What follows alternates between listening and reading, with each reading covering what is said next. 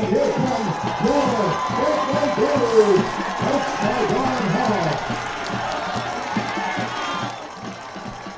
pleasant good evening and welcome to Anna Marino Stadium on the campus of Gateway High School in Monroeville, Pennsylvania. Adam Gusky, Vince Russo on the call for you tonight as the Gateway Gators take on the Woodland Hills Wolverines in a WPIAL 5A Big East Conference matchup.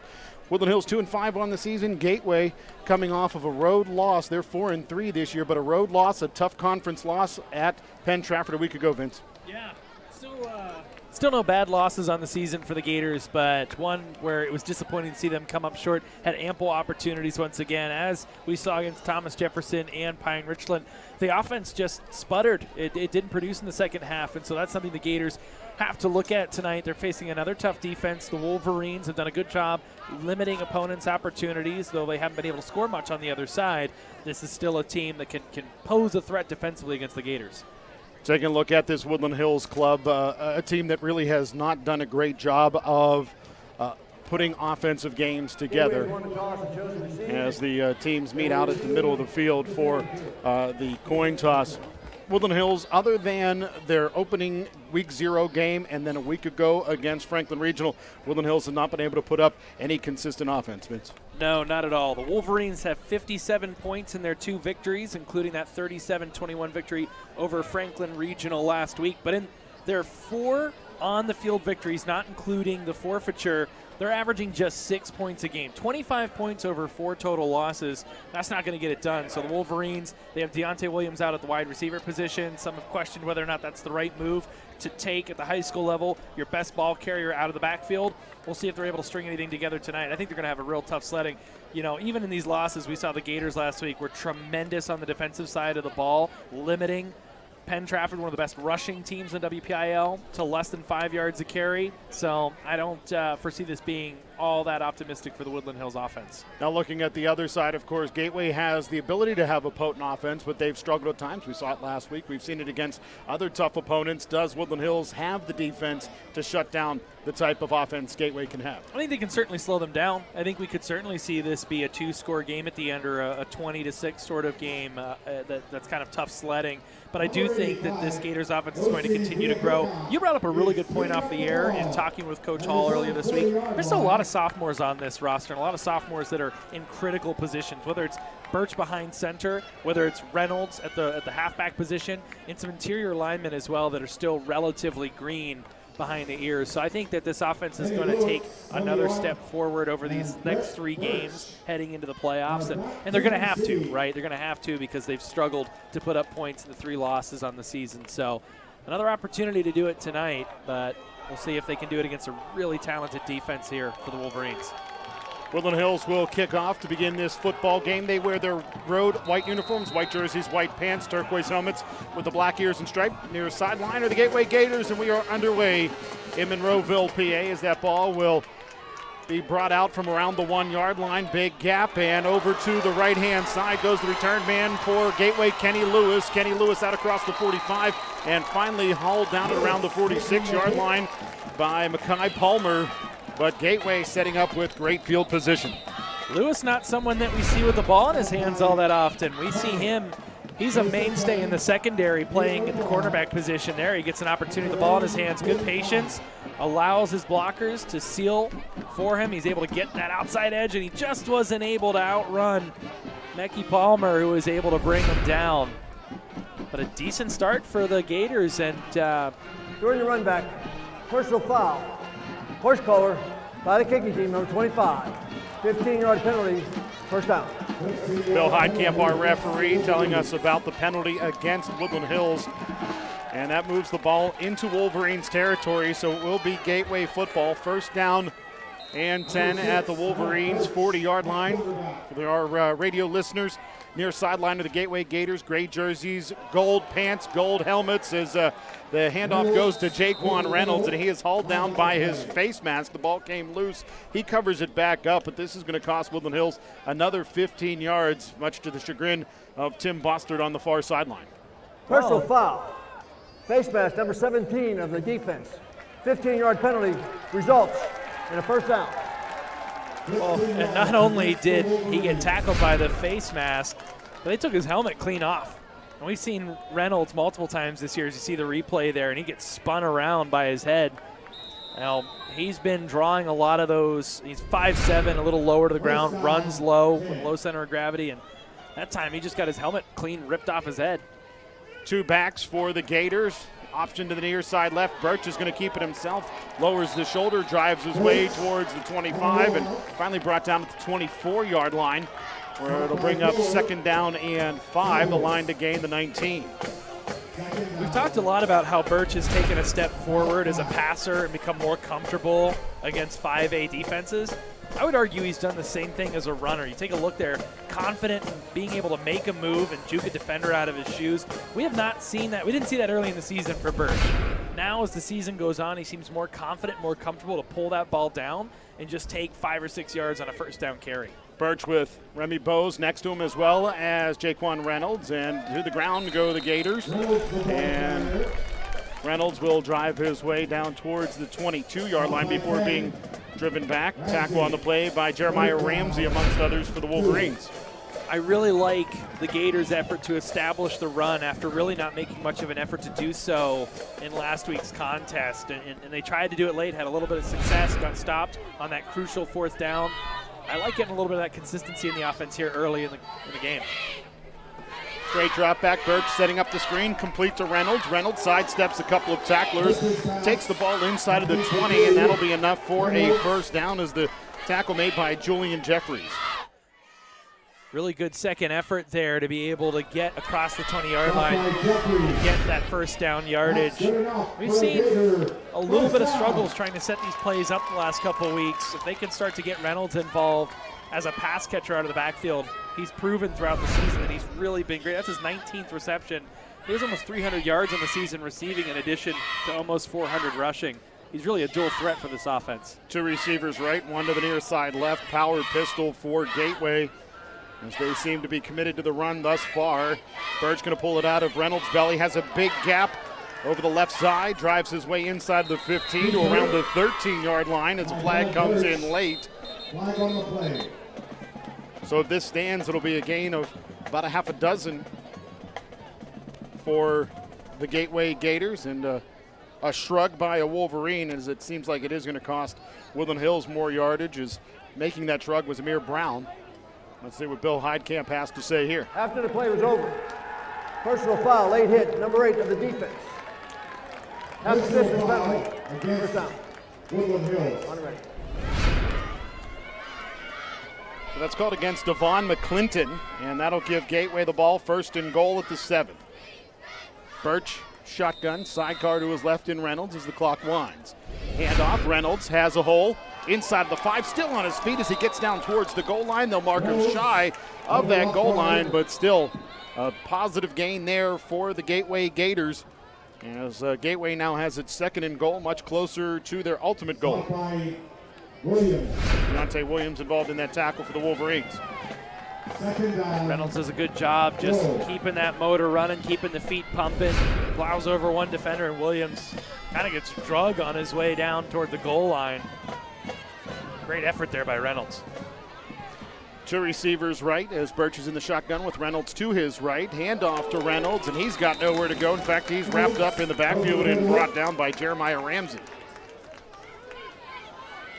And there's that physicality and that athleticism we talked about from the Wolverines. They've struggled here on this first drive, but they are capable of plugging up some gaps and making some plays, and are able to push back the Gators now, make things a little tougher here on 3rd and goal.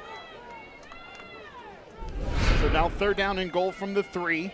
8.5 minutes to play, 1st quarter. Scoreless ball game. Birch going to pull it out of the belly, dropped the ball on a pass attempt, scooped it back up, tried to run to his left, and instead is brought down. So that'll bring up 4th down and goal, and looks like the field goal unit is going to have to come on here after a very promising drive for Gateway. I'll take a look at the replay, Adam. That's not something you see every day. Birch, see if there was some issues there. No issues with the RPO there. He's able to pull it out of the belly of Reynolds, and then just the arm goes forward, the ball goes backwards, and luckily he's able to get on it and salvage this for about a 25-yard field goal. Cole Plaskin on to attempt the field goal, and he'll bang that one through on 4th and goal from around the 3-yard line, and that will be the first score of the ball game, a field goal by Cole Plaskin. So Gateway moving the ball down all the way to the 1-yard line before being pushed back, but still get points out of it. And Vince, I was down on the field just before the game.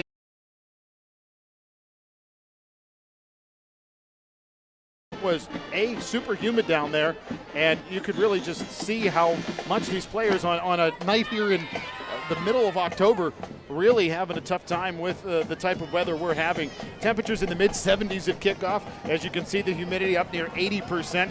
Light winds, which is good news. The sun has set, which is also good news. At least the sun's not beating on these players. We do have rain in the forecast for later, but I'll tell you what, it's humid out there, that's for sure. Yeah, I don't know the last time that we've seen a game in mid to late October where you think that cramping might actually come into play and be an issue, and we've seen it the last several weeks. Not nearly as much as you see in games in August and early September, but the fact that we're even still having players that are battling through that is really unique and really different. Oddly enough, Vince, a season ago these two teams played. It was really cold. We had to sit outside at the Wolverina, and by the end of the game we were shivering, and then the following week we were at Connellsville and we were in our shirt sleeves sitting out in the bleachers. As this kickoff goes all the way back towards the 5-yard line, where Brandon Jones will be on the return for the Wolverines. Slides through a tackle, jumps over another tackler before being shoved out of bounds along that far boundary. You'll credit the tackle to Demetrius Harper, and the Wolverines will get the ball near the 20-yard line. An excellent return. Good effort there getting that ball outside. I mean, that could have been stopped inside the 10, 15-yard line, but credit where credit's due. The return man, Brandon Jones, able to make a few miss. You'll see a nice move here along the sidelines. The would-be tackler diving. Demir Strong unable to get him. Let's see what the Wolverines can do here. This is an offense that has really struggled against good defenses, averaging, as we said, just 6 points a game. They're going to have their work cut out for them against a really good Gators defense tonight. So Woodland Hills in the shotgun, twins to either side, sidecar to the left-hand side of the Wolverines QB. Big throw there by Jashawn Pringle. And Pringle will find a receiver, and that's just enough for a Woodland Hills first down, as Devon McClinton, I believe, is the receiver, number 8. Yeah, quick pass, quick catch. Get that ball out quickly before the pass rush gets in. I'm sure that's something that Coach Bostard has thought about all week. This Gators front 7 can get to the backfield quickly. Pringle this time he's going to hand off. Not a whole heck of a lot of room for the ball carrier, Eris Siebels. Siebels brought down after a gain of about 2, and that brings up 2nd down and 8.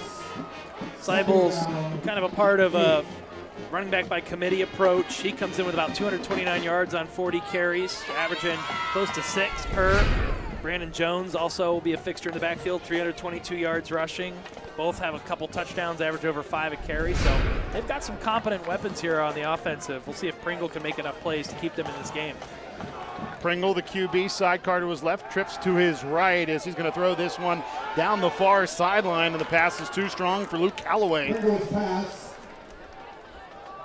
As Callaway, a speedster down that far sideline, couldn't run underneath that one. We were talking before the game, Luke Callaway, a 99-yard touchdown reception in week number 1 or week 0 rather, for Woodland Hills in the kickoff showcase the Wolverines had at the Wolverina. Yeah, 3 touchdowns on the season, including that one. He averages about 25 yards per, which certainly was boosted up because of that long reception. That was a nice ball by Pringle, just put a little too much on it there. Tim Bostard, the head coach of Woodland Hills, watching his offense here on 3rd down and about 8. Pringle, straight drop back, looks right, looks left, has all kinds of time. Now going to step up in the pocket where he is hit and brought down. Hunter down, the first one there, and then the play cleaned up by Christopher Horton, the 320-pounder, and that'll bring the punt unit on for Woodland Hills. You can't hold on to the ball that long against this defensive front for the Gators. They're going to find their way into the backfield sooner or later. Good job there, at least initially, keeping Dow at bay. He knifes his way through a couple of Gators, but you just got to get rid of that ball. Whether you're throwing it away or just taking a chance there, held on to it just too long. So the punt unit on here for Woodland Hills on 4th down and 12. As back to return is Brett Birch for the Gators. punt away, an end-over-end punt, which Birch will catch at around the 35, then drop and pick it back up. He'll cross the 40, still on his feet, approaching the 45, and then a gang of White shirts will get there and drive him back. That'll bring up 1st and 10 for the Gateway Gators at the 45. So again, Gateway starting with good field position. Their last drive started at the Woodland Hills 40, and they turned it into 3 points. And we talked about the improvements made by the other Birch brother, Brett, though he does muff that one for a second. I really am impressed at how he recovers and able to make a couple Wolverines miss there on his way to midfield. That was a decent return, all things considered. So the younger Birch, Brad Birch, goes straight from the sideline to the line of scrimmage with one receiver right and two the near side left. Sidecars to either side as Birch is in the shotgun. Reynolds is to his left. And the handoff will go to Reynolds, running left to right. He'll cross the midfield strike, still on his feet, inside of the 45 and wrestled down. Tackle the play by Drashawn Sanders. And it's 1st and 10 for Gateway as the ball moving and the clock winding. Under 5.5 minutes to play here in the first quarter. Well-designed play, good blocking execution. Reynolds, again, able to make a would-be tackler miss. He's done so well at that. And he just strikes you as someone that's going to continue to get so much better after getting the lion's share of the carries here as a sophomore. I'm really excited to see how he bulks up and improves this offseason. Handoff again to Reynolds, and Reynolds will bounce it out to the right-hand side. Crosses the first down flag and is finally brought down as he approaches the 30-yard line. Tackle this time made by Amir Brown, I believe. Brown, the freshman, has seen a lot of action in the secondary for Woodland Hills this season. Reynolds continuing, to give him some praise. I mean, he has just such a great combination of size, of speed, doesn't shy away from initiating contact, but is also elusive. He's been fantastic. Birch off of play action finds Patrick Body, and Body will drive his way inside of the 15 and finally brought down at around the 14-yard line. And yes, you heard me say Patrick Body. Now, Patrick, for his basic entire football career, wanted to be called Bodie, but I guess he's been getting some family blowback. I do know his mom, and I heard some rumblings on social media regarding that. Basically, he wants to go by the way his dad pronounces his name, Patrick Body, Sr. To the ground go the Gateway Gators, and that is Remy Bose, the ball carrier. And Vince, while we're talking about Remy Bose, last week we gave a young man by the name of Louis Douglas tons of credit for playing a great game at linebacker, because we weren't informed that in the white uniforms the Gateway wears, Remy Bose wears 43. In the blacks and in the grays, he wears 32. But in the whites, he wears 43. So Remy Bose, number 43 last week, 32 this week, had a great game at linebacker last week. As Gateway goes to the ground again, and some taunting there, as standing over the Gateway running back was Jason Lewis. And Bill Heidkamp, he's going to come over and have something to say to Jason Lewis. This is a very veteran crew, this set of officials. Yeah, that's probably your one and only warning there. We're not dealing with any of that. That does a good job getting out in front of that, because that just escalates things, allows tempers to flare, and you like to see a crew get in front of those things and keep the sportsmanship up here in the game. Trips left, one receiver right. Play action. Birch looks left the whole way, throws to the left-hand side, and the pass is incomplete to the near sideline, intended for Dallas Harper. You hate to see that. Birch got leveled. I'm not sure. We'll see on the replay who exactly came in unscathed. Shedding a blocker there. Yeah, it's Kellen McDonough, the two-way lineman, 6'5", 250. His father, a standout at Woodland Hills many moons ago. It's about 30 years ago to be exact. Back in the early 90s. It's just under 3 minutes to go here in quarter number one. 4th down and 13, and Don Hall took a while to make a decision, and I guess he wants to take a timeout and bring the field goal unit on. You have to fix the clock continuing to run there. A couple things you brought up, get a chance to talk about it now as we look at the Gateway schedule for the season. We'll take a quick run through that. Gateway started the season 2-5-5. at a neutral site against Delaware Valley out in the middle of the state before losing to Thomas Jefferson here at Pete Anna-Marino Stadium. A win on the road at Penn Hills, another road win at Bethel Park before losing at home to Pine Richland. And as we talked about earlier, Gateway 1-1 in the conference with a victory against Latrobe, a loss on the road at Penn Trafford, taking on Woodland Hills today, and then ramp up the season with a home game next week against Connellsville and on the road at Franklin Regional. Yeah, just wanted to mention, you talked about Remy Bose. He really did play an incredible game last week as a linebacker, and it was an incredibly physical game against Penn Trafford. So give credit where credit's due. Looks like they're going to bring the field goal unit out after all. So Cole Plaskin will come out to attempt a field goal. This one a little longer, a 34-yarder, and this kick will carry over the crossbar and inside of the right upright, and Gateway doubles their lead to 6-0 with 2:50 to play here in quarter number one. Well, the good thing is, Vince, Gateway has not had an empty possession. The bad thing is twice they've had the ball inside of the Wolverines' red zone and came away with just 3. That's frustrating. As much as, it's nice to see that you have a dependable kicker who, I don't think Plaskin has missed a kick field goal wise it hasn't been blocked. I think every time they've called on him and he's been able to get it with a successful hold and get the kick up successfully, it's been good. But yeah, as the season goes on, you got to get 6, especially against local rivals as you get toward the playoffs. And we've seen games where not being able to punctuate drives with touchdowns has come back to nip at the Gators and kept them from the win column in a few instances. So got to agree, you got to come away with touchdowns. Rain threatening, kind of a lighter crowd than we anticipated for this type of football game between two nearby rivals, especially when you consider the kind of crowd that we saw Gateway have against Latrobe and before that against Pine Richland. As Plaskin will kick this one away, and this one a low bouncer, which will be returned from around the 15-yard line on the return.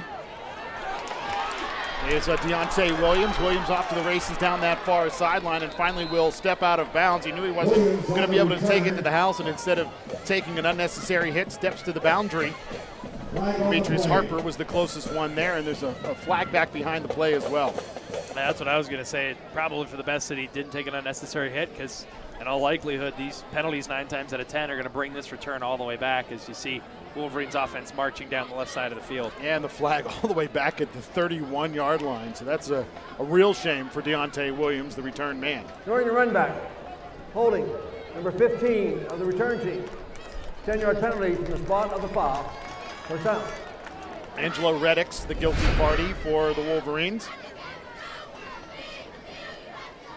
Well, we got a sneak preview of what Williams could do with the ball in his hands out of the wideout position, listed as an athlete on the offense. He's got some MAC offers. He's got some FCS offers. He's got a preferred walk-on status at West Virginia. We've seen this guy for the past several years. He is an incredible playmaker. Jayshawn Pringle looked to step under center as a timeout is called by the official on that far side.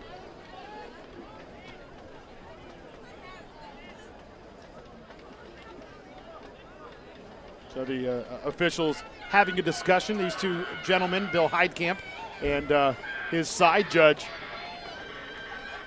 used to work college games. Now they are clock operators. Bill in the at the Northeast Conference level, while the side judge over there, now working in the Big South as a clock operator, sits next to me at Robert Morris football games. Bill used to sit next to me at Robert Morris football games. Trips left, one receiver to the near side right as Pringle steps under center with a one-back set. Handoff, ball carrier Brandon Jones. And Jones will pick up some positive yardage there up towards the 25-yard line. Stop by Engelke. Carson Engelke on the tackle for the Gateway Gators. Also involved in the stop is Remy Bose. Jones didn't hesitate whatsoever in hitting that hole and initiating contact. Oh, it was a good run there on first down. Set yourself up with second and somewhat manageable.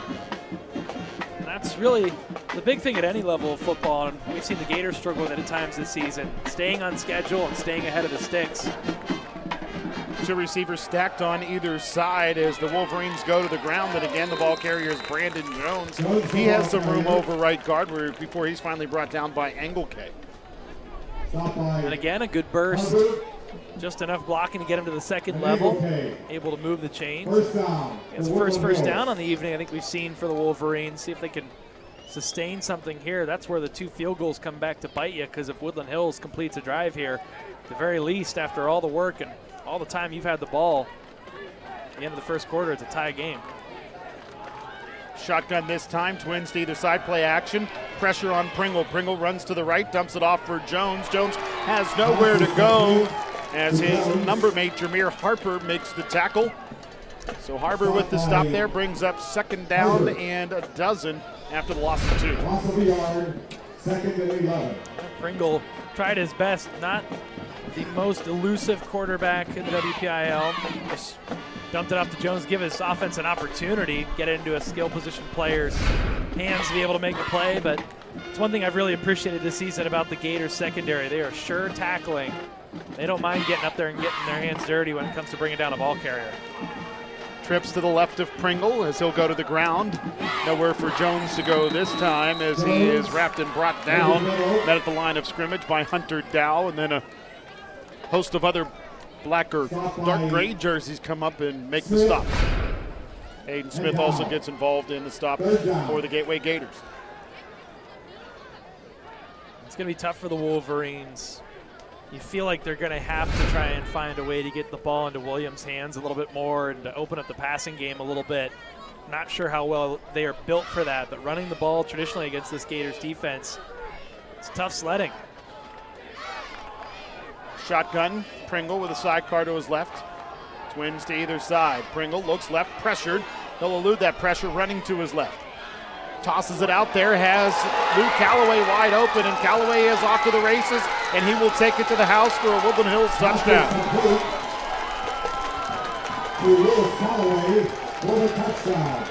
So a touchdown for Lou Calloway. Ties this ball game at 6-all as the play broke down. Time for Pringle to step to his left and make it happen. Yeah. You know, he doesn't have to be the most elusive, but a great job there, making one man miss, and then good internal clock there. He scans his options around him. Good job by Calloway, keeping that play alive, getting himself separated from Kenny Lewis, and then from there it's a foot race. And we've seen Calloway a few times this year. He has that breakaway speed, takes it coast to coast.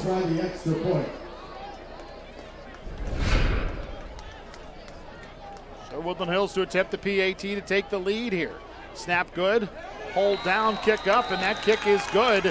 And Woodland Hills has taken a 7-6 lead over the Gateway Gators on a PAT by O.C. Diafuca, the 6'3", 167-pound senior. Saw him warming up before the game started. This is not a team that has kicked the ball all that much after touchdowns. But he looked reliable in pregame, looked good there. And again, we see Pringle. That was a nice ball by Pringle. Put that right where it needed to be for his receiver, and he had to wait for just a second. Didn't completely hit him in stride, but I mean, when you got a guy like Calloway that can turn on the burners like that, it doesn't all that much matter. You know, Jayshon Pringle may not look the part at 5'7", 243 pounds. He may look more like a nose tackle, but he can get it done at the quarterback spot. He's got a good arm. He's got good pocket presence. You can see that he can sidestep and keep his eyes downfield. And yeah, he got a touchdown pass there to Luke Calloway, something that Woodland Hills needs to do against a Gateway defense that can really bring waves of tacklers at you. Results speak for themselves. I mean, he put that ball where it needed to be and was able to get away from a would-be tackler in what is normally a very, very talented front seven that breaks down and has racked up decent sack numbers this season. So we got ourselves a ball game here as we start the second quarter. Kenny Lewis back deep to return alongside of Brett Birch. As kicking off for the Wolverines is O.C. Diafuca.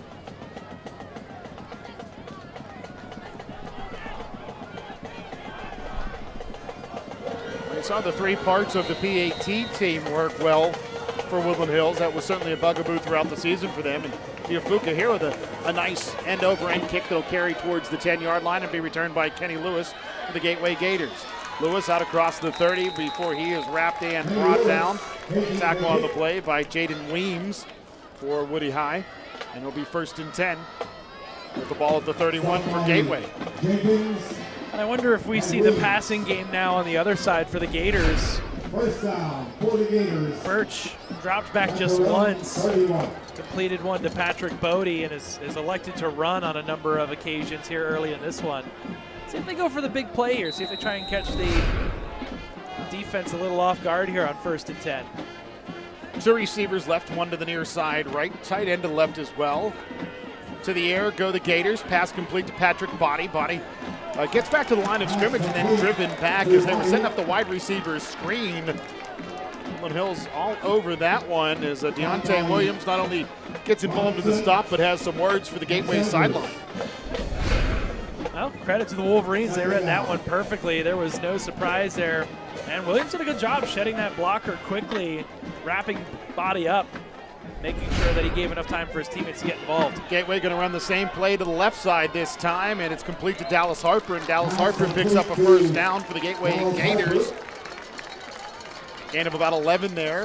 Gators needed 10, and it's 1st and 10 for Gateway at the 42. Well, good job there by Harper, just getting that edge. Good block by Birch to spring him, and by the law of averages with Harper, next one's going to be a touchdown. Handoff, Jaquan Reynolds. He'll drive his way across the 45 to around the 46-yard line. Tackle on the play for Gene Edmondson, and Edmondson will have to exit the game after losing his lid. That'll bring up 2nd down and 6 after the gain of 4.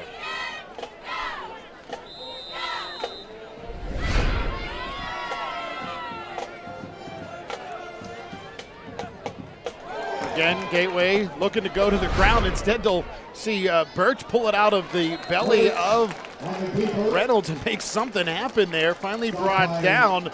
Great job by Birch on the broken play as the tackle finally made by Kellen McDonough after a gain of about 3 on that play. Brings up 3rd down and 2. Yeah, that's a risky play, but you know what? That went from being a potential drive killer to now giving yourself 3rd and short and a good chance to convert. Birch running left this time on the RPO's got plenty of room, got the 1st down and more as he will step out of bounds under his own fruition. A little pressure along the boundary by Deontay Williams, but basically Birch decides to step out at the 40. And it's a Gateway 1st down inside of Woodland Hills territory. He's gotten better and better as a ball carrier. You see him shaking Williams there at the end. That was a great play design there. They fooled that defense completely. You saw how much green he had in front of him. Was able to get the 1st down and a heck of a lot more there. 1 receiver left, 2 to the near side right. Pistol formation. Birch pulls it out of the belly of Reynolds, dumps it off, and it is complete to Remy Bose. Bose inside of the 30, loses the football at around the 25-yard line. It'll bounce out of bounds at around the 22. Or it'll be 1st down and 10 for Woodland Hills, or rather for Gateway just outside of the Woodland Hills red zone. Really nice play design there. To play action, you just have your fullback sort of filter out into the flats and then allow him to go to work. And Bose doesn't strike you as someone that would be super elusive, but he's tough to bring down at 6 foot 200 pounds. Timeout. Woodland Hills, number 1. So Woodland Hills takes a timeout. Vince, last week we talked about it, I think, off the air, and earlier this week when I had a conversation with Don Hall talking about Remy Bose, 6 feet, 200 pounds, very reminiscent of a guy that used to play for Woodland Hills and Mike Caprera. Always has his nose around the football when he's playing linebacker. And, anytime you can be compared to a guy of the ilk of Mike Caprera, who was a 2-year starter at the University of Pittsburgh, the all-time leading tackler in Woodland Hills history, you're doing something right. And the sophomore Bose is just another one of those sophomores that Gateway has that A, is contributing, and B, contributing in a big way. Yeah, we all know the Gators were brought in this season, or billed this season as the preseason 5A favorite. Certainly they've taken their lumps early on here and played some really, really good teams, so it remains to be seen how their season will finish this year. But moving forward, this team is only going to get better with the arsenal of talent they have and how young they are. You also have to remember the kind of confidence they can build going through these upcoming games. A big hit there is Jaquan Reynolds is the ball carrier and hit hard to the boundary by Gene Edmondson. It's still a nice pickup there for Reynolds. Brings up second and short inside of the 15. Had a good job hanging onto the ball there. It's always hard when you get hit from behind. You don't see it coming. Can't really brace yourself quite as much. So good job falling forward. A decent gain there on first down. Pistol again, sidecar to the left-hand side of Birch's Bows. Hand off Reynolds. He's got the first down, and then he is pulled backwards. He may actually have not quite got to that first down flag before being brought down by Noah Hutcherson, amongst others. Well, looks like about a yard or maybe a little less short. That hole closed up in a hurry. Good closing speed and a good tackle there by Jason Lewis. So it's third down and a short one. Birch, hands off, Reynolds. This time he's got the first down and more. Inside of the 10, he'll be brought down near the 5-yard line where it'll be first and goal at the 6. I love it. I love them sticking with the run game here. You see how just continue to fall forward, chip away. It's something that they weren't able to do last week, and you saw because of that the offense wasn't able to sustain drives like this. This time, Birch going to pull it out of the belly of Reynolds, run to the left towards the 5 before he's undercut by one Wolverine and brought down by a second. So Edmondson combines with McClinton to make the tackle for Woodland Hills, and it's second down and a goal from the 5 for Gateway. Just not enough speed there by the QB. He's certainly been good, but good closing speed there by a really athletic secondary for the Wolverines to keep that from really being much of a gain at all. Play being called in from the near sideline. As Gateway will settle on second and goal here with two receivers right and a tight end to both sides. Play action. Birch tossing it towards the end zone, and he and Dallas Harper not on the same page. And that incomplete pass brings up third and goal at the 5. I was wondering if they'd go to a fade. I figured they'd try and draw it up for number 4, but it looked like they used him as a decoy on that one to get the ball to Harper in the corner of the end zone. But yeah, just airmailed there, a miscommunication, and now you got some decisions to make. Do you go back to the air? Things are a little tougher down here inside the 5-yard line, and you'd have to think this Gators offense might be impatient. They don't want to settle for another field goal, but it would give you the lead back. Pressure, setting up the screen, complete. Reynolds into the end zone for a Gateway touchdown.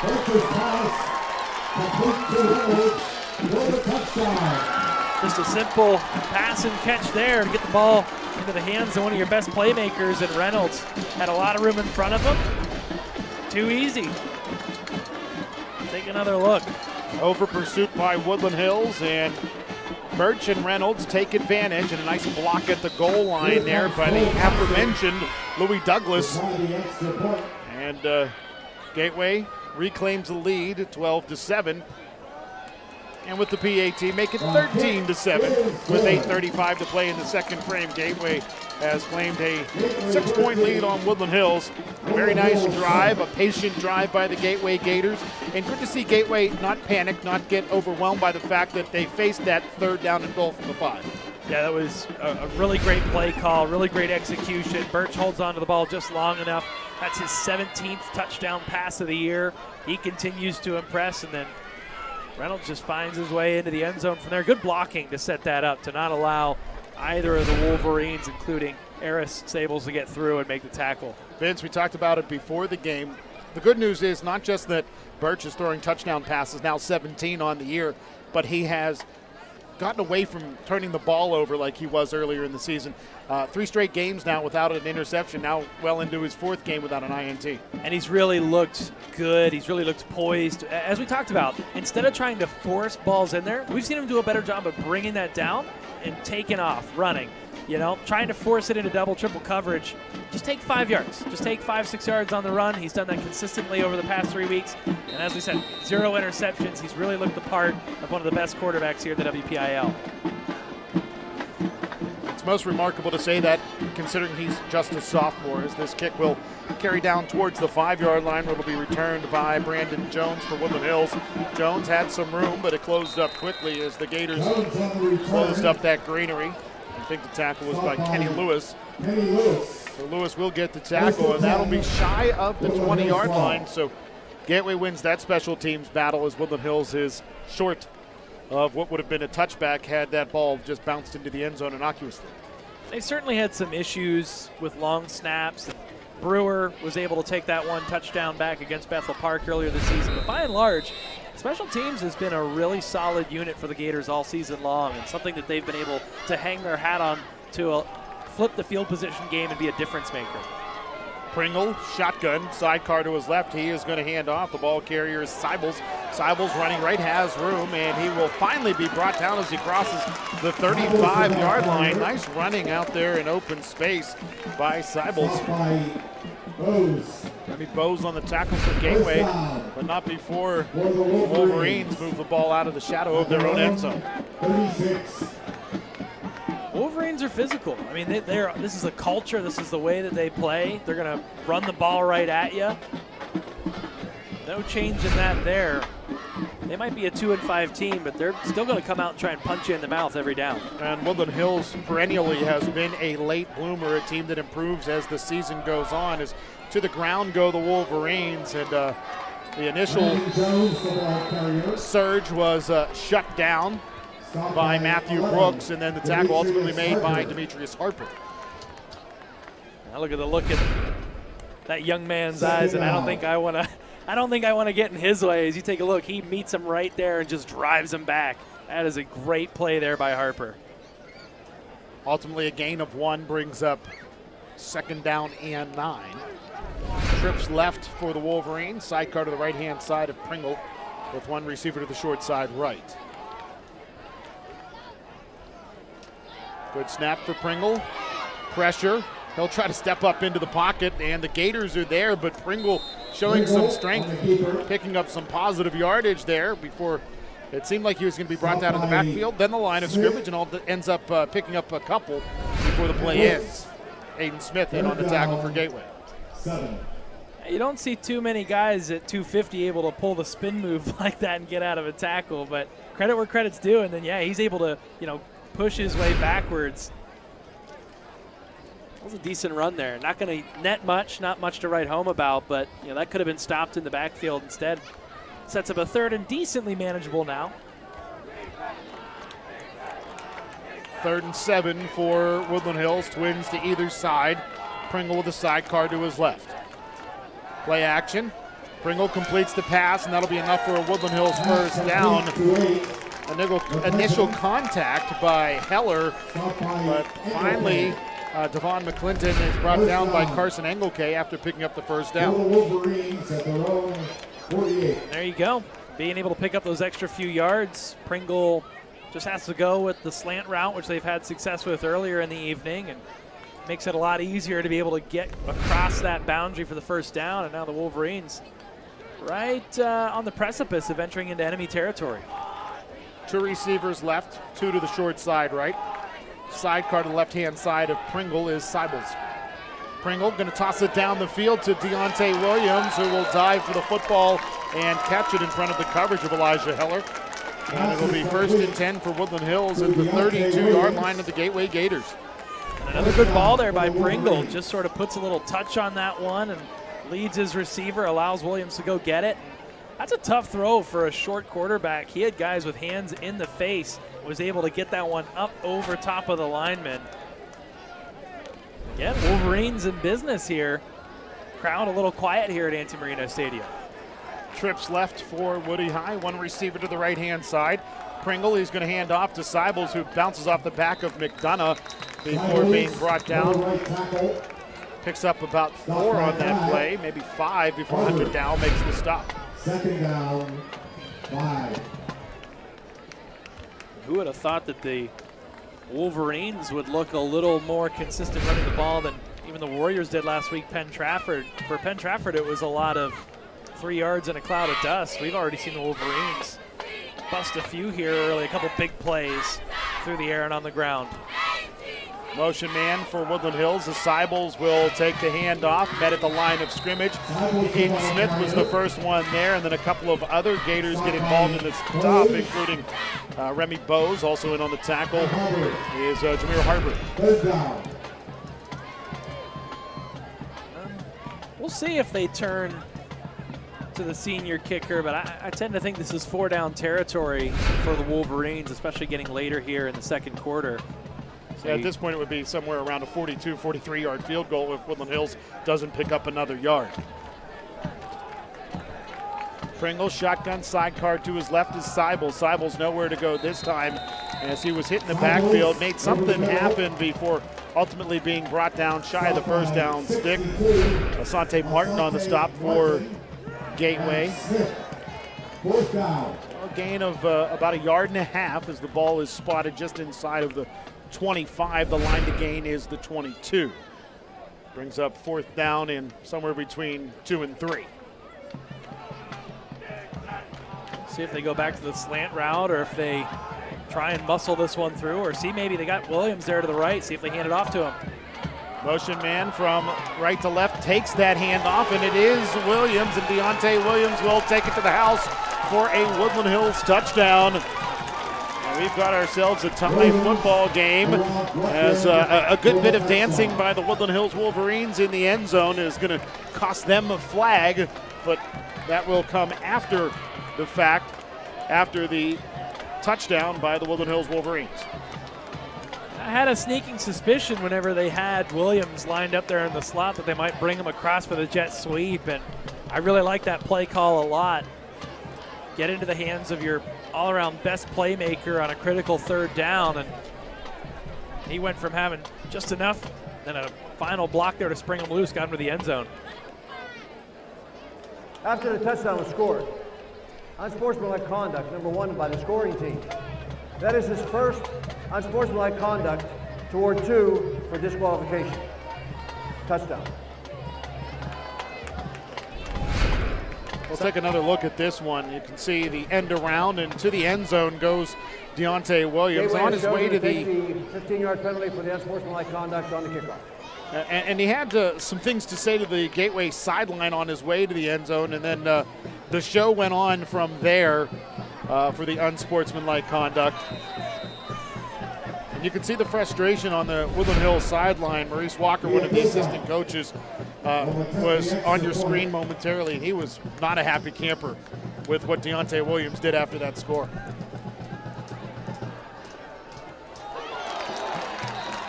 PAT blocked by Gateway, and we will have ourselves a tie football game with 3:33 to play here in quarter number 2. Gateway to get the ball back. Well, and that's a really interesting wrinkle, as you heard the officials talking about. That's 1 of 2 towards disqualification, and so you get involved in a dust-up, wrong place, wrong time, all of a sudden you're in jeopardy of having your best playmaker and probably your best chance to pull the upset tonight taken out of the game because of a penalty, and a completely avoidable one at that. Especially when you consider the fact that he didn't get flagged blowing kisses to the sideline on his way to the house. Then he goes into the end zone, and this isn't the NFL. A dance, a choreographed dance like that is going to cost you 15 every time at the high school level. Yeah, you got to be, as a senior, just more aware of that. I mean, it's not like that's something that it was a recent rule change, like a horse collar or anything like that. I mean, that's been a standard practice at the high school level for as long as the game's probably been being played. Yeah, I remember in my days playing high school football, our running back, I played for Woodland Hills, and our running back went for a long touchdown run my sophomore year, dove across the goal line into the end zone, unnecessarily didn't need to do it. He was flagged for it, and our sophomore kicker playing his first ever game and his first ever kick at the high school level had to come out off of the soccer team, step out onto the field, and kick a 35-yard extra point in that football game. Now, he ended up making it, and we ended up winning that game against Penn Hills, but that was something that wasn't kosher 25 years ago, let alone today. Returned by Kenny Lewis, and Kenny Lewis will take it out across the 25 before he's brought down by Brandon Jones, and it'll be 1st and 10 for Gateway at the 25. And he bobbled it. Another issue in their receiving game, both kickoffs, punt returns. We've seen it a couple times this year, and now a couple times in this game, some muffed kicks. And there's no sun out there. There's nothing getting in the way. Those are ones you got to catch. That allows the Wolverines to get down the field just a little bit quicker. Lewis, we saw in that first one when he corralled it correctly, he was able to get a full head of steam and get out toward midfield. This time, he doesn't even get it to the 30. 2 receivers left, one to the near side right. Reynolds to the left-hand side of Birch. Now he'll step forward as a power position. Birch wrapped, eludes tacklers, runs to his right, throws the pass, complete to his brother Brett before he's hit hard by Deontay Williams. That will be enough for a first down, but there's flags down. And we'll have to sort this one out with Bill Heidkamp and crew. Williams had more words for the sidelines after the big hit there. He's got to be cognizant that if he gets flagged again, his evening's done.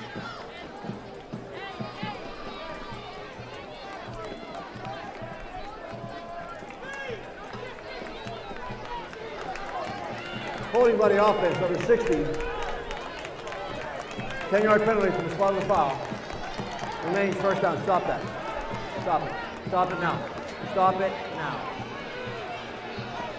Bill Heidkamp, you could hear him. He still had his microphone on as one of the Woodland Hills players was clapping about the penalty against the Gateway Gators. Stephen Jenkins getting scolded by Bill Heidkamp, our referee. That is one of the best sound bites I've heard from an official at any level, at any time. Did not mince words, just stop it. 2 receivers left, one to the near side right. High snap for Birch. He'll complete the screen pass to Reynolds. Reynolds finds a crease, still on his feet, crosses the 20, still on his feet across the 25, still on his feet across the 30-yard line. And after first in a country mile, it's now second and very manageable, about 4. Wow, you talk about probably 2 very different emotions on the sidelines. For the Gators, you're ecstatic. What an incredible effort by your sophomore running back to continue to be elusive. And look at how many would-be tacklers he's able to shake off here. Great blocking down the field. And if you're the Wolverines, you got to be sick to your stomachs. You had first in a mile. You have all the momentum after tying this game up. And now you allow the Gators to drive it all the way back for a second and short. Tim Boster going to talk to his crew over there on the far side, and that'll give Don Hall and his team an opportunity to talk on the near boundary. Thank you for supporting Gateway Football. Taking a look at the Woodland Hills schedule. Got the win to kick off the season, week 0 against Wayne Valley out of New Jersey. 7-6 loss at McKeesport, a 15-0 loss at home to Moon. Victory, or rather a loss at Penn Hills, 14-13. Obviously the forfeit we talked about earlier. Penn Trafford beat up on the Wolverines 27-6, but then Woodland Hills for the second time this season with an offensive explosion last week at scoring.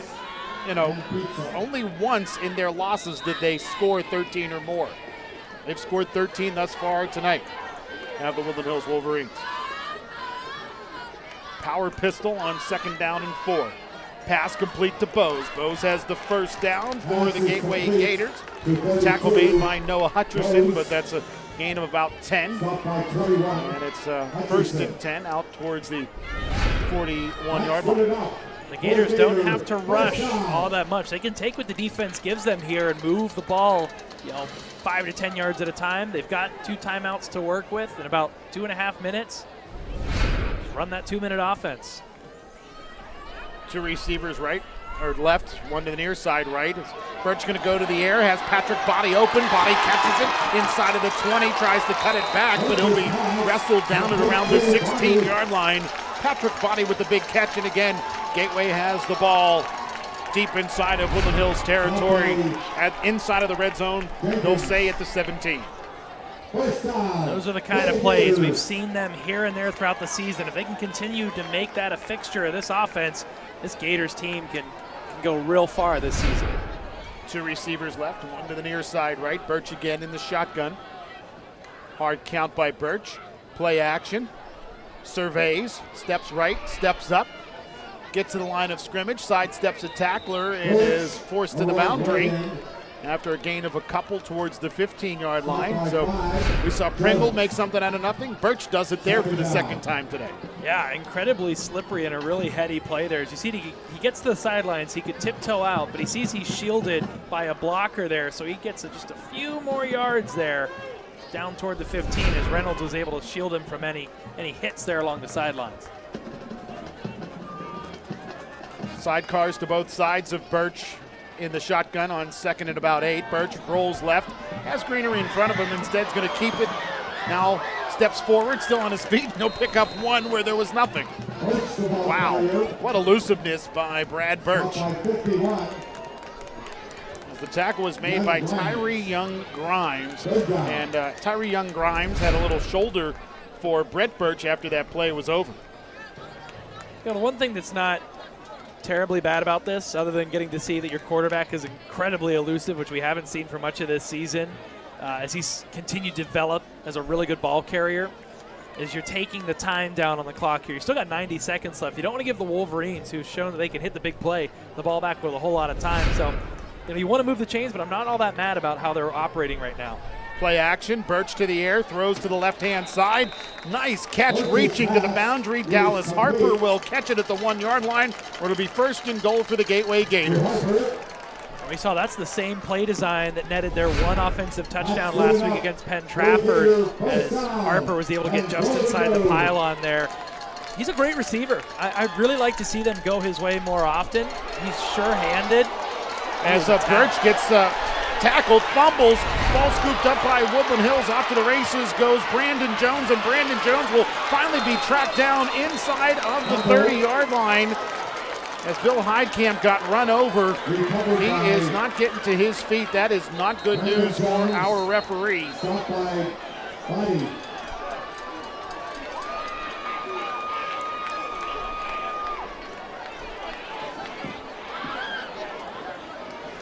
I don't know if Bill collapsed or if he got run over, but either way, this is not good.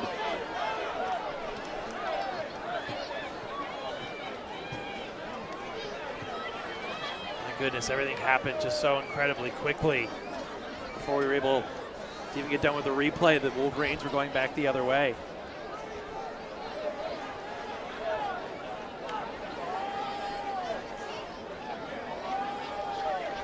Athletic training staff out there, the Gateway coaches out there checking on our referee. Good news, we saw a smile on one of the other officials. So that's certainly encouraging to see a smile on the face of one of the other officials.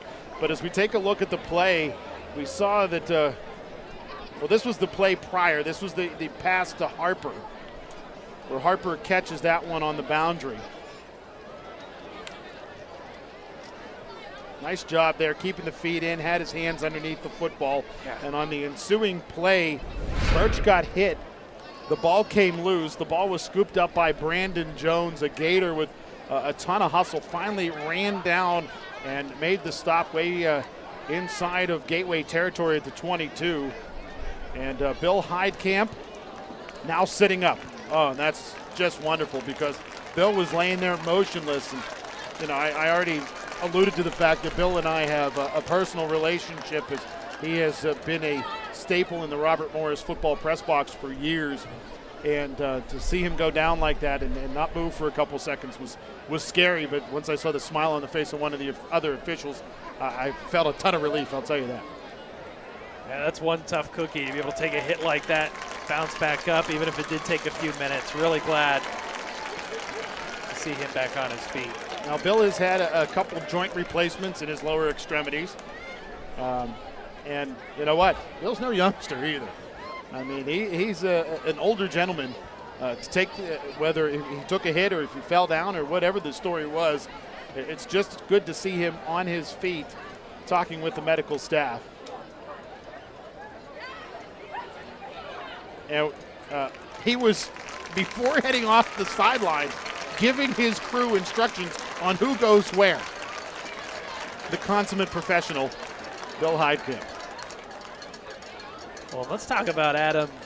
This game just got flipped right on its head. With it sure did. A minute left here before halftime. You had the Gators at the 1-yard line looking to punctuate a drive, take the lead. Instead, it's a fumble, it's a turnover, and now the Wolverines have a full minute, just one timeout, but they've got the ball at about the 30-yard line. Actually, the 22, as I see the officials were covering up the ball for just a second there, but all of a sudden, the Gators threatening to be down a touchdown going into the half. Let's see what the Gateway defense can do here. After, like you said, this game got flipped around very quickly. Gateway threatening, now Woodland Hills threatening, just outside of the red zone. Pringle throwing left, going for the touchdown, and it is in and out of the hands of Deontay Williams. Knocked out of his hands by Elijah Heller. I'll tell you what, Elijah Heller thus far has been up to the task. 2 passes thus far to Williams. The one Williams had to dive to catch. That one, he's wrestling with him. It seems like every time a situation seems either literally or figuratively too tall for the 5'7" DB, he seems to rise to the occasion. They're going to need a little bit more of him here if they're going to get out of here unscathed before the end of this half. Trips left, 1 receiver right.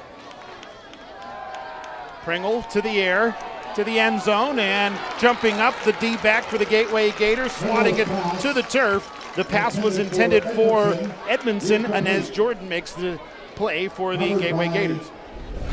It looked like that almost potentially would have gotten intercepted as the jump maybe timed just wrong there, but nonetheless a heady play just to make sure at the end of the day you're knocking the ball away and making sure that the receiver is not able to come away with it. So it's 3rd down and 10 now for Woodland Hills. The football at the Gateway 22-yard line. Looking to take advantage of a Gateway turnover are the Woodland Hills Wolverines. Trips left, 1 receiver right, Pringle in the shotgun, low snap. He's pressured, he runs to his right, still on his feet, he'll be wrapped in.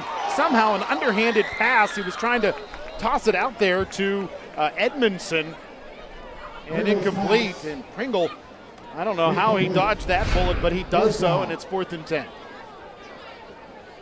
Yeah, I'm wondering that myself. As first of all, he's able to make a few misses again. Got a little scoop there at the end. Dow just wasn't able to get to him in time as he lost his footing, and that gave Pringle enough time to just sort of get out of dodge. Had a receiver in the area with Edmonds. That'll work. Yeah, two-handed, underhanded pass. And the official's asking for a stoppage here. I believe the clock ran for a few extra seconds. Yeah, he's asking for 47 seconds to be put on the clock.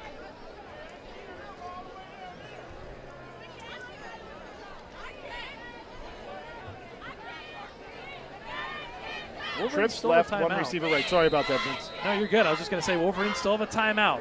Keep that in mind. So it's 4th and 10 here. Pringle in the shotgun. Pressured. Hit as he releases the football, and it's intercepted. Oh, my goodness. An INT for the big fella. Christopher Horton, 6 feet, 320 pounds with the interception. And the Gators benches come to life. You see the whole team's out there to congratulate the big fella. It fell right into his lap, and he just took off running. Wow, I'll tell you what, anytime you're a big fella, I don't care if you're an offensive lineman, a defensive lineman, you get your hands on the football, you're an excited guy. But when you're the nose tackle who's just getting beat up, double team, triple team, and you come out of there with the interception like Christopher Horton does there, that's big time. He's saying, hey, coach, we got 40 seconds. Put me back out there. Catch it again. Little turnover chain action. So the interception was forced by Hunter Dow after Tishawn Pringle was hit by Hunter Dow, and then the interception by Horton. And now Birch is going to go to the air. Has time, throws it. It's complete. With the ball, Inez Jordan. Jordan has the first down. He'll carry it out towards the 40-yard line. Woodland Hills right now busy trying to get a big hit instead of trying to make the tackle, and that's what I think ended up leading to a Gateway first down there. Absolutely did. It's all about those fundamentals, and you got to keep in mind, Gators still have 2 timeouts. They have an opportunity to get this ball down the field, kick a field goal. Plaskin's got some range, so it's not out of the realm of possibilities that you can get yourself in position. So Woodland Hills talking on the far sideline, near sideline Gateway. So take a look at the rankings as the rain begins to fall. Now that was in the cards for tonight. Take a look at the Trip Live High School Sports Network 5A rankings.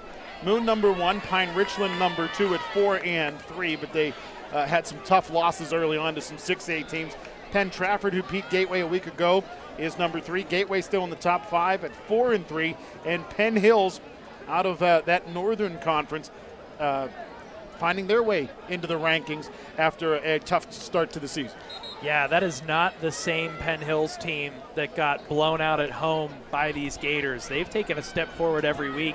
They really do look like a legitimate team that's going to be hard to knock out in the playoffs. High snap, but Birch able to find his brother on the near sideline, and not only does Brad Birch find Brett Birch, but Brett Birch gets wrestled to the boundary, saving a Gateway timeout in the process. You got the ball in enemy territory. You probably need another 20 yards or so to get yourself in field goal range. Still a timeout left. So right now you've got everything working in your favor after being able to avoid giving up points on the turnover. Trips left, one receiver right, play action. Birch tosses it near side, body. He'll step out of bounds, conserving the timeout, picking up a first down, moving the football, moving the chain. Take what the defense gives you. Get yourself into field goal range. Give yourself an opportunity to take the lead going into the half. But I wouldn't be surprised if maybe they fake, get a little pump fake action low and try and hit someone in the back of the end zone here. Yeah, with a timeout in your pocket and 20 seconds on the clock, it's not out of the realm of possibility to try to go to the end zone. Instead, they'll go to Reynolds on a screen, and Reynolds will step out of bounds after picking up a Gateway first down. Great football IQ by the sophomore there as he saw the play was going to end soon. Just step out of bounds, conserve time, get another first down, move the chains, and save the clock. He really is tremendous. He really is all season long played well above his billing as a sophomore. Birch with trips left, play action, tosses to the near side right, and it's intercepted by Deontay Williams. Williams trying to cut it back, and he will be brought down at around the 39-yard line. There's a flag down back at the 40 as Bill Heidkamp has returned to the field. Let's see what the flag's about. He's waving it off. So earlier we talked about Birch and the fact that he has not thrown an interception in 3 games. Well, 3 games and 1 quarter, and almost a whole second quarter as well. But the pass intercepted as Birch hung that one up looking for body, and it's taken away by Deontay Williams. And now Woodland Hills will bring the offense out. Got to wonder, do they take the knee and go into the locker room? Credit, that was an exceptionally athletic play by Williams to stretch out and get in front of that one. But, I mean, when you keep throwing to the sidelines again and again and again, you know, these guys with the turquoise helmets on, they're going to make adjustments. They're going to read it. Now they're all running the line here. Let's see what they go with. 2 receivers right, 1 to the near side left. Pringle. He's going to carry it himself here on an RPO, and he will be wrapped and brought down right around the line of scrimmage by Demetrius Harper, and that will be the final play of this second quarter, and we will go to the locker room tied up at 13 all. 2 late turnovers by the Gateway Gators keep the Woodland Hills Wolverines, and the Gateway Gators tied as we head to the locker room. We're headed toward a very interesting second half here. I think we're going to learn a lot about both of these teams, especially the Gators coming off of an emotional, tough loss. How do you get yourself regrouped in this locker room? Get that belief in your offense back as, again, unable to punctuate a lot of these drives. They did have the long, sustained drive where they get Reynolds, but it seems they get one of those a game, and then we see the offense disappear, recede. In the second half especially, I'm going to be very interested to see how this offense regroups after a couple costly turnovers and comes back out and tries to take it to the Wolverines here. And on the inverse side, the Wolverines have a formula that's working really well. Ground and pound and then hit the big play over the top. It's been working for them. And, you know, Vince, can't overestimate the fact that Gateway had the ball near the 20 or inside of the 20 on their last 2 drives and came away empty, not to mention the fact that earlier in the football game in the first quarter, Gateway came away with just 6 points after 2 trips to the red zone. Absolutely, and it's been an issue for them all season long, having to settle for field goals, turnover on downs. All of these factors have been a big issue for the Gators offense. As that field condenses, Birch has got to be able to put that ball on the money. The receivers have to work a little harder to get separation and get open. And the one guy who's been able to make plays down around the goal line is Reynolds. Let's see if they keep going his way. One thing I think, Vince, that has to be discussed is the fact that it seems like Woodland Hills is able to move this ball on the Gateway defense like we didn't expect them to be able to. Not at all. They're doing a great job of opening up holes for whoever's carrying the ball. They've incorporated Williams into the offense. A lot of the ways in which I'd like to see them incorporate Body into the offense for the Gators. They had the jet sweep, went for the touchdown. They're getting them screen passes in space. They're finding unique ways to get the ball into the hands of their best offensive option. And so far, he has been money, and he's paid on that investment that they've made in him. Well, we ask you to stay tuned here at halftime. It'll be the Trib Live High School Sports Network halftime show, followed up by the Gateway Gators marching band. For Vince Russo and our entire crew, we'll talk to you again in the second half. It's Gateway football on NFHS Network and the Trib Live High School Sports Network. Good evening, ladies and gentlemen. Please welcome to the field Gateway High School Marching Band. The band is proud to be with you this evening to present their 2021 competitive show titled Shine On, featuring the music of Ola Yalo, Michael Markowski, Eric Whitaker, and Chad Heine. Tonight, the Gateway Marching Band will perform the second, third, and fourth movements of their competitive show. And now, the Gateway Music Department is proud to present drum majors Ashwarya Krishnamurthy and Rebecca Wheeldon and the Gateway High School Marching Band.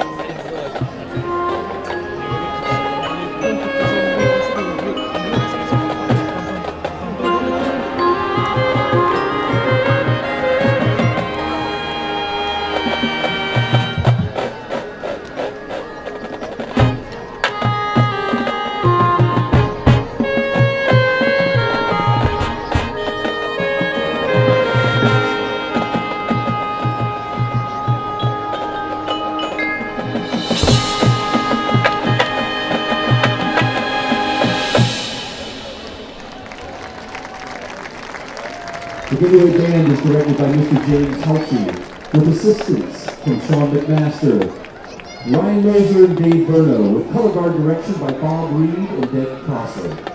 Gateway's competitive season will continue tomorrow as the band will take part in the Pennsylvania Interscholastic Marching Band Association competition at Deer Lakes High School.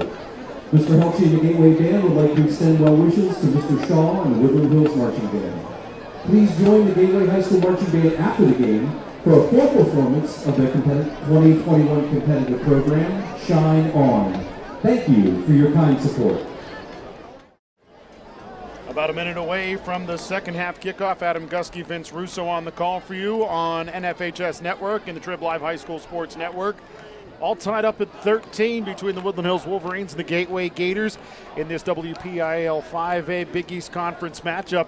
And really, Vince, the story right now for the next 24 minutes is who makes the halftime adjustments. Yeah. I mean, the Gators had so many things going well for them, but credit the Wolverines. They made all of the timely plays when they needed to, generated 2 turnovers in the second quarter that kept Gateway off of the board. Now, granted, the Gators defense stepped up tall when the Wolverines had 1st and 10 at the 22-yard line with under a minute to play in the first half, but as I just mentioned off air, this is the first game of the season where I really have no idea what's going to happen in the second half because the first half was just so wild. A bunch of big plays, a bunch of penalties, a bunch of really hard hits. It's going to be a really interesting second half here in Monroeville. That is for sure. And one thing that you've got to wonder if you're a Gateway Gators fan is, can Gateway right the ship once they start getting that ball towards or into the red zone? 4 times they've only come away with 6 total points moving that ball into the red zone. The 5th time they did get a touchdown. And you wonder if it starts to become a psychological thing, if they start to get that doubt that creeps into the back of the head of, you know what, we can't do this. Or is Don Hall and company able to keep those guys revved up on the sideline saying, hey, this next drive, this is the drive. We're going to get to pay dirt. They did come away with the touchdown with Reynolds late in the first quarter, but other than that, we've seen the same old story out of this Gators offense where the wheels have started to sputter once they get past midfield. They haven't been able to punctuate these drives, and they had opportunities to really build out this lead, but now it's a 13-13 game going into the second half, and it's anyone's ball game. Let's not forget about the fact that the Gateway defense has allowed a lot more yards than we anticipated and probably a few more points than we anticipated, at least through the first 24 minutes of action. Certainly, that's one of the adjustments I think is going to be the most interesting. But credit to the Wolverines offense, to Pringle, able to make a few people miss, put a couple balls on the money, 2 really excellent throws. One, the touchdown pass to Callaway. Another one, he was able to hit a receiver in the middle of the field for a huge chunk gain on the way to Deontay Williams taking one to the house. And boy, has he been such a playmaker this evening, but we'll see. He had that one personal foul penalty. He's got to keep it buttoned up or he might not finish the evening. Yeah, he had that INT, which wrapped up a potential scoring drive for the Woodland Hills, or rather the Gateway Gators, as the opening kick of the second half. Caroms off of Brandon Jones. He has to retreat all the way inside of the 5 to pick it up. He's able to get it out across the 10 before being brought down by a couple of Gateway Gators. So it's going to be 1st and 10 for Woodland Hills at around the 14-yard line. We talked about it in the first half. We saw our referee, Bill Heidkamp, get run over. I guess he cleared concussion protocol. He's back out there. He actually finished up the half, and now he's back out there, and we have a full allotment of officials for hopefully the next 24 minutes of football. Yeah, you talk about toughness. That's unbelievable to be able to bounce back from taking a hit like that and continue on in this game. So it's 1st and 10 for the Woodland Hills Wolverines with the football at the 15. Pringle's going to hand off. Big hole over left guard. Closed up quickly as it's Matthew Brooks on the tackle for the Gateway Gators. Seibels was the ball carrier. And bad news for the Gateway Gators. The big fella, Christopher Horton, is slow to get to his feet, favoring, I think, his left leg.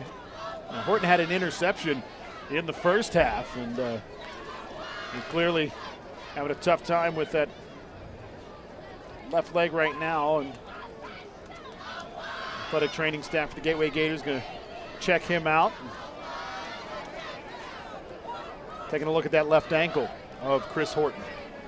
Yeah, ankles, knees, those are always so tough. It's so easy to get rolled up on when you're playing in the trenches like that. And would really hate to see Horton miss extended time. Certainly made the big play and had a really special and exciting moment that got the sidelines all revved up. But more than anything, you see that he's a senior, and you never like to see seniors especially get injured because they only have so much time left to be able to get out here and play and make these memories, and that's always really tough whenever one of those guys goes down.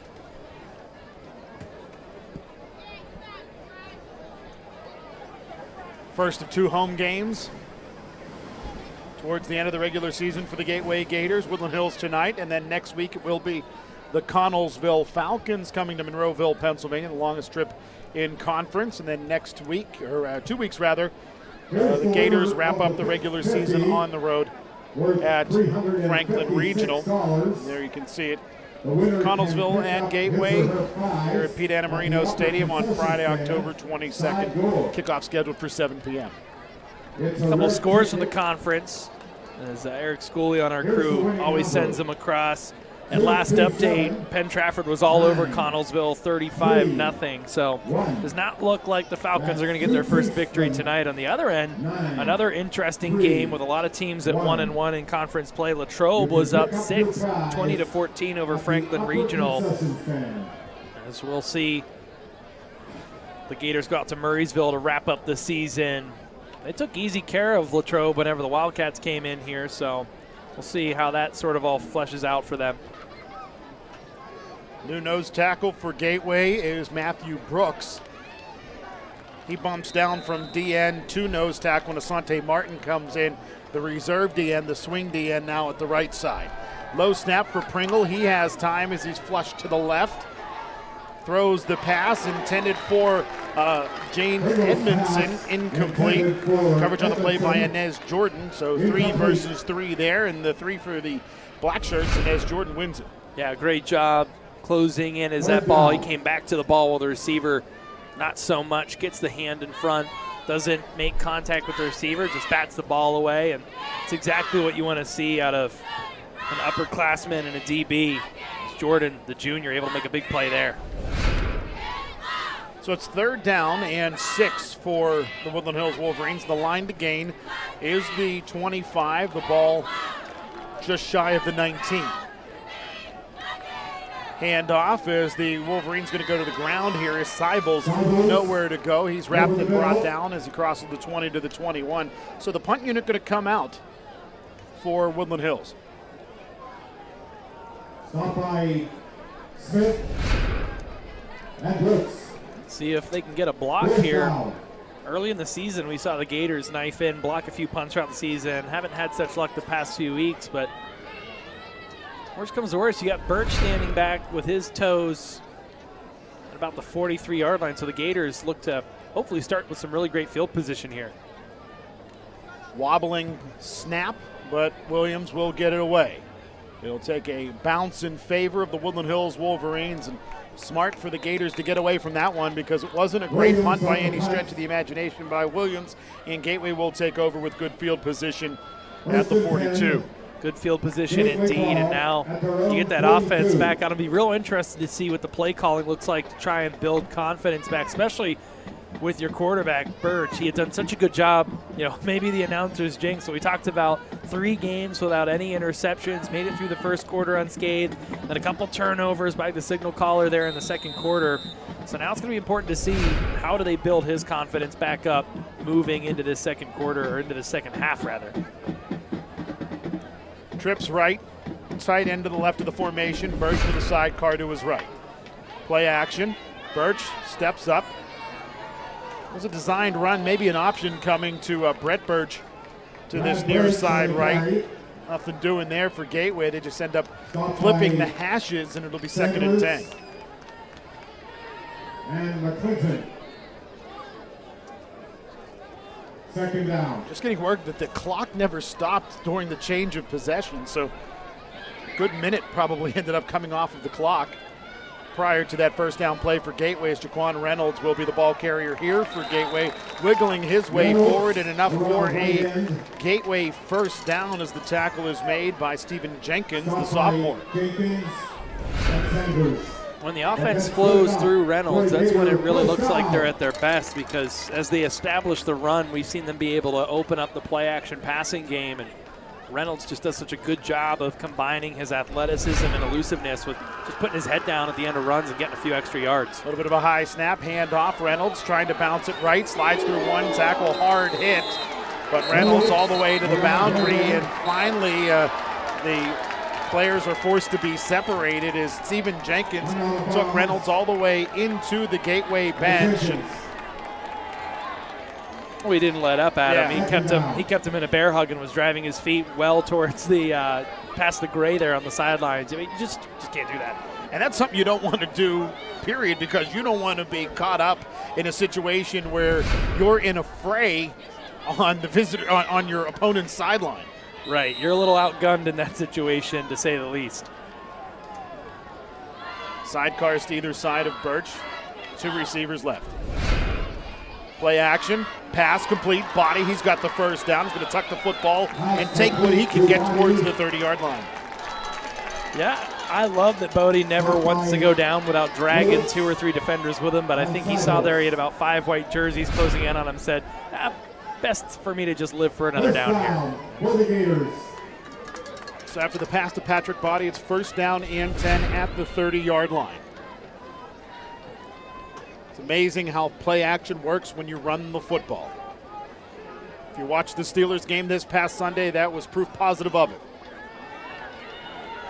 Birch hit as he releases the football, but it hangs up in the air, and Brett Birch is able to adjust to that hanging pass, set up underneath it, and it'll be first and goal for the Gateway Gators, down at around the 6, maybe the 5.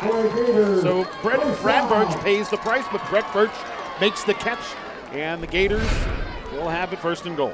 If you're Coach Bostard for the Wolverines, got to be a little frustrated. That ball really did hang up there, and the DBs, while they were looking for it, they just were not in a position to be able to close in on that one quick enough because they were so out of position to start. Hand off, Jaquan Reynolds into the end zone for a Gateway touchdown of 5 yards, and Gateway on their first possession of the second half. They take the lead on a Jaquan Reynolds touchdown of 5 yards, his second of the game. That's a big drive. After you have a first half that doesn't really go your way, you're tied with a team that you feel confident you should be out in front of. You get the ball, you drive it down the length of the field, you leave no doubt about it. And again, with the offense running through Reynolds, things really seem to click for the Gateway Gators. Good snap, hold down by Jordan, the kick up, and that kick is good. And with 8:35 to play in the third quarter, Gateway has claimed a 20-13 lead over the Woodland Hills Wolverines. Good drive there for Gateway. Really kept their head about them, moved the ball well, passing, running, a little bit of everything. And again, it's amazing when you're able to run the football and when you commit to the run, how the play action works. You know, you reference the professional teams in the air, but I mean, I think we've seen that with Gateway throughout this season where they have been late in game situations. I know we certainly saw that against Penn Trafford. We saw that against Pine Richland a lot where they're throwing a lot of play action in there, but there was never really any effort to establish the run. So it doesn't do anything but waste time. The quarterback could be dropping back and scanning and looking through his reads. But you're precisely right. When you have that balance in your offense and you're keeping people at bay, you don't know what to commit to. And so all of a sudden, you've got guys that are moving a little slower on the defensive side because they don't know where the ball is going to be or where it's going to go. Don Hall and Donnie Hall talking with the sophomores, the quarterback Birch and the tailback Reynolds. How about Reynolds? One on the ground, one through the air receiving. He's been dynamic tonight. Rain falling here in Monroeville as Gateway has claimed a 20-13 advantage. The kick will carry over the head of Deontay Williams into the end zone. So the touchback for Plaskett will give Woodland Hills the ball, first and 10 at the 20.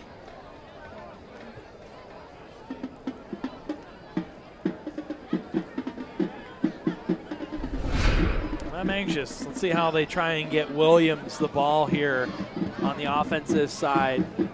See if the Gators defense can really take another step towards, taking control of this game. You got the 7-point lead. That's great. We've seen the Gators take the lead, two separate times already, now the third time, but they've given points right back afterwards. It's something that they're going to have to clean up here if they want to get out with a win. Trips right, one receiver to the near side left. Pringle in the shotgun. He's going to hand off. Bouncing it to the right-hand side is the tailback Brandon Jones. Jones is met after a couple of yard gain and is driven back by a host of Gators leading the charge, Jameer Harper. Remy Bose was in there in the backfield, but couldn't make the play fast enough, so what could have been a 2-yard loss turns into about a 4-yard gain. I love this defense. You never just see one Gator tackling a ball carrier. You see a lot of guys fighting to get their helmets in on the action. Christopher Horton still out of the lineup, so Gateway going decidedly lighter along that defensive front. As to the ground go the Woodland Hills Wolverines. End around for Deontay Williams, and he will get out towards the first down flag. And it'll depend on the spot as Williams is slow to get to his feet. Third down. Short. Looks like the spot's going to be right around the 29-yard line, so it'll bring up 3rd down and 1. As Williams is still down. And if you're a Woodland Hills fan, you've got to be confident that it's nothing too serious as he was sitting up, and apparently is just pulled up with a cramp on that left leg. And the athletic trainer sending the Woodland Hills Wolverines to the sideline to talk with head coach Tim Bostard, as Gateway has already done the same, talking with Don Hall. Let's take a look at the conference standings. Here in the Big East, Penn Trafford 2-0, Connellsville 0-2, and then Gateway, Latrobe, Franklin Regional, and Woodland Hills are all 1-1. And that just makes this game all that much more important because remember, you only have 5 conference games, so they hold a little bit more weight than they have in previous years, as you know, we went from 4 classifications to 6. Now granted, the top 4 teams do make it in, so only 2 of these teams are going to be excluded from playoff contention. Feel pretty confident that Connellsville might be one of those 2 teams, but you know, you've got 4 teams that are really jockeying for position here, and this one's still up for grabs. The Gators cannot afford to go 1-2 because not only if they go 3-2 and get into the playoffs, you know, that's great and all that, but you got to fight for seeding. You got to try it. If they win out, they still have a shot at being one of the top 4 teams. Still ranked number 4 right now in the Trib Live rankings. That gets you a bye. That's huge. Yeah, if they do get that 4th spot, that bye headed into the playoffs, I think they have to do it with a lot of convincing wins over the next several weeks. Obviously, they have the rankings, et cetera, and that does hold some weight in the seating committee's mind. However, you get some convincing wins against Woodland Hills, Connellsville, Franklin Regional, headed into the playoffs, that may weigh even heavier. As there's twins to either side, they're stacked. Pringle's going to step under center and try to drive his way towards the 30. And it's going to be pretty close. I don't think he got it, As the side judge and the linesman on the near side both spot the ball right around the 30, and they're going to spot it at the 30 exactly, so that is enough for the Woodland Hills first down. And right there's a circumstance where Gateway misses Christopher Horton. Absolutely. Look, I don't know that he gets to the 30 there. It's a generous spot, but nonetheless, absolutely, you are missing a pretty pivotal piece there on your defensive line. One thing I will say, Adam, you know, returning to that topic of seeding and things like that, there's a lot of teams with 3-4 losses, even in the top 5. I do not envy the seeding committee this year trying to sort that out when it comes time for the playoffs. Pringle looks looks right rather than looks back left, and he is hit and brought down a couple yards deep in the backfield as it's Remy Bose combining with Matthew Brooks for the loss of 2. And nowhere to go there. He got sandwiched. He's got a little hitch in his giddy up to go along with it. That's really the first big shot we've seen him take tonight. We've seen Birch get hit a couple times before releasing some passes down the field. Pringle just held on to it a little too long, didn't have anything that he saw, pulled it down, tried to make something of it. There was nothing going there. And Birch also got hit hard when he fumbled that ball, which ended up negating a drive deep into Woodland Hills territory in the latter stages of the second quarter. Trips right, run receiver left, Pringle rolling to his right.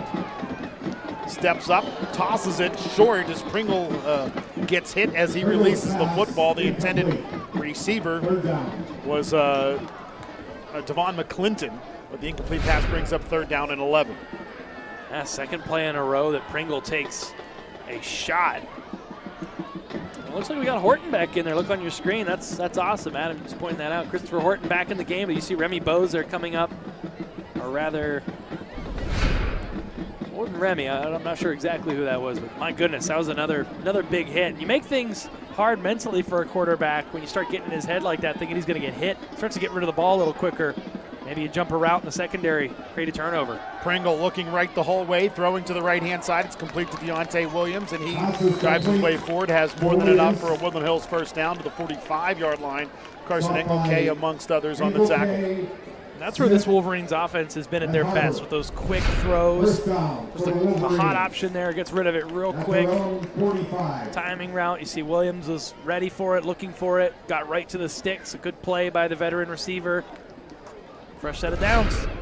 1st and 10 for Woodland Hills. The ball at their own 45 as Pringle will step under center with a one-back set and trips to the left. To the ground to go the Wolverines, and a flag comes in. As I don't think the receivers on the near side were set at the snap of that football. So we will check in with our referee, Bill Heidkamp. First flag of the second half. Snap. Illegal shift. Number 11 was not set before the snap. 5-yard penalty. Repeat, first down. That'll cost Woodland Hills 5 yards back to the 40, bringing up first down and 15.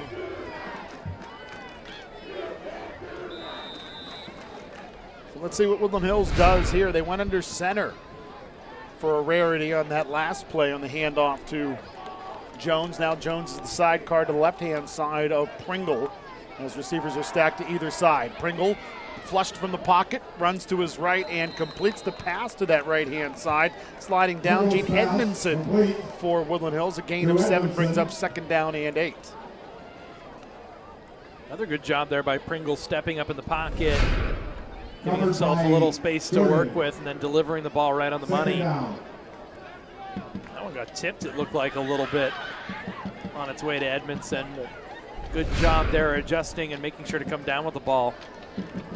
Been fairly impressed with this Woodland Hills offensive line and their pass protection, especially with the way Gateway has been known to get after the quarterback this season.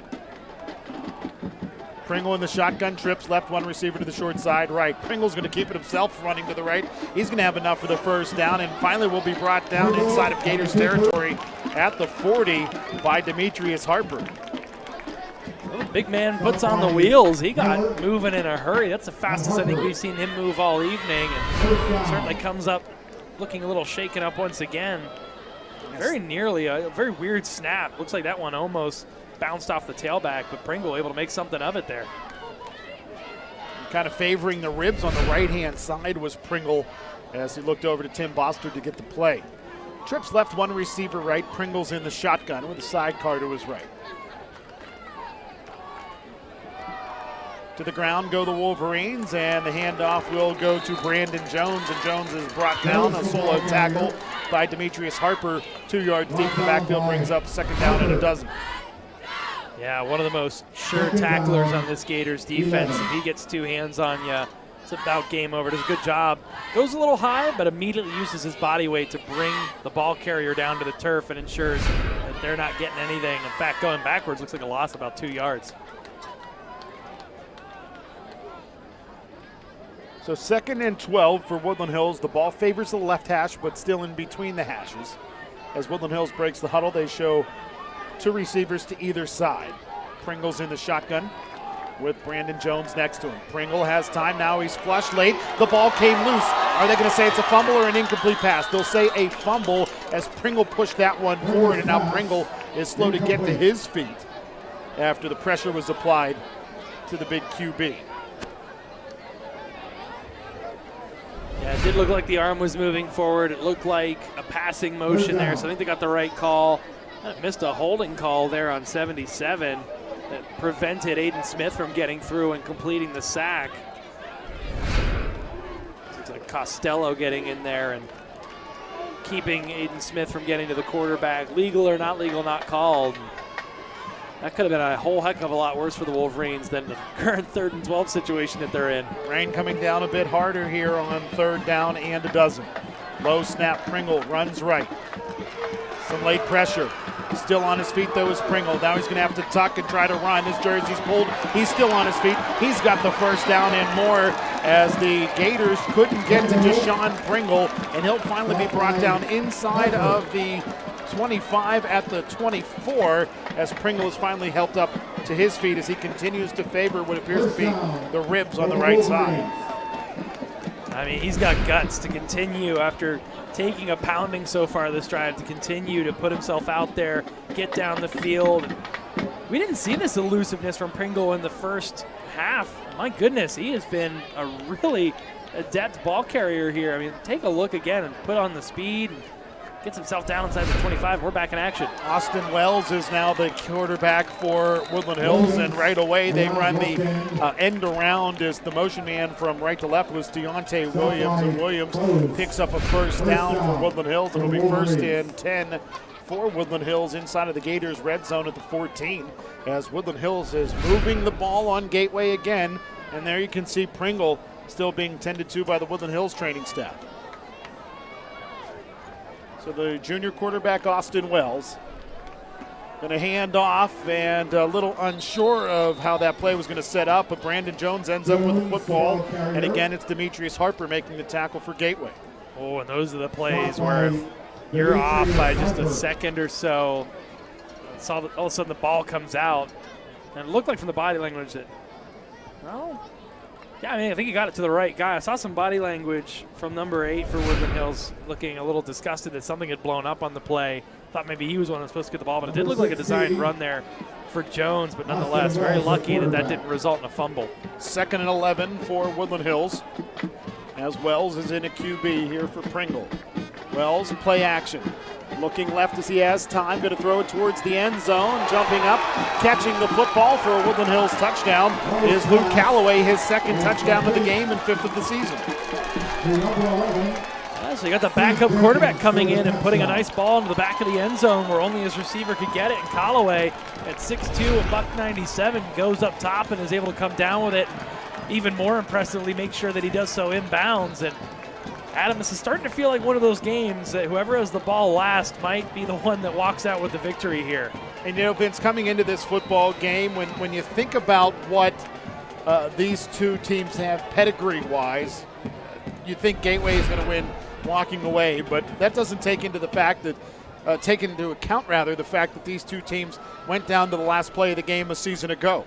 As Woodland Hills is going to keep the offense out there and try to take the lead on this 2-point conversion attempt, as Wells hit, wrapped, now he's going to lateral it, and it's an offensive lineman who's going to take it in the end zone for a 2-point conversion. Lateral to Julian Jeffries, and he will take it into the end zone, and this may be illegal touching because Julian Jeffries is not an eligible player. So we're going to have to get clarification on this, but the flag came down from Bill Heidkamp. You know, it was it was quick thinking there by Wells to get rid of that one, and he saw a white jersey there in the backfield, kept himself from getting wrapped up, gave the Wolverines a chance. But like you said, Adam, I don't know that that's kosher when it comes to what you can do here for a 2-point try or an offensive play in general. Let's take a look, or listen rather. The extra point was thrown backward. So this should be good. Number 50. And he took it into the end zone for the 2-point conversion.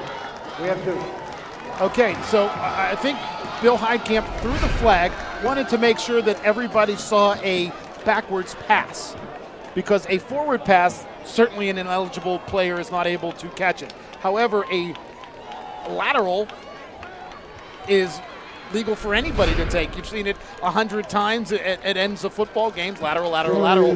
That was not illegal touching there, as Don Hall talks with the official. And I think Don may be a little frustrated as to why this was a flag thrown more than anything. Well, I'm sure the old ball coach is frustrated on a number of levels. You come off a really heartbreaking loss to an arch rival.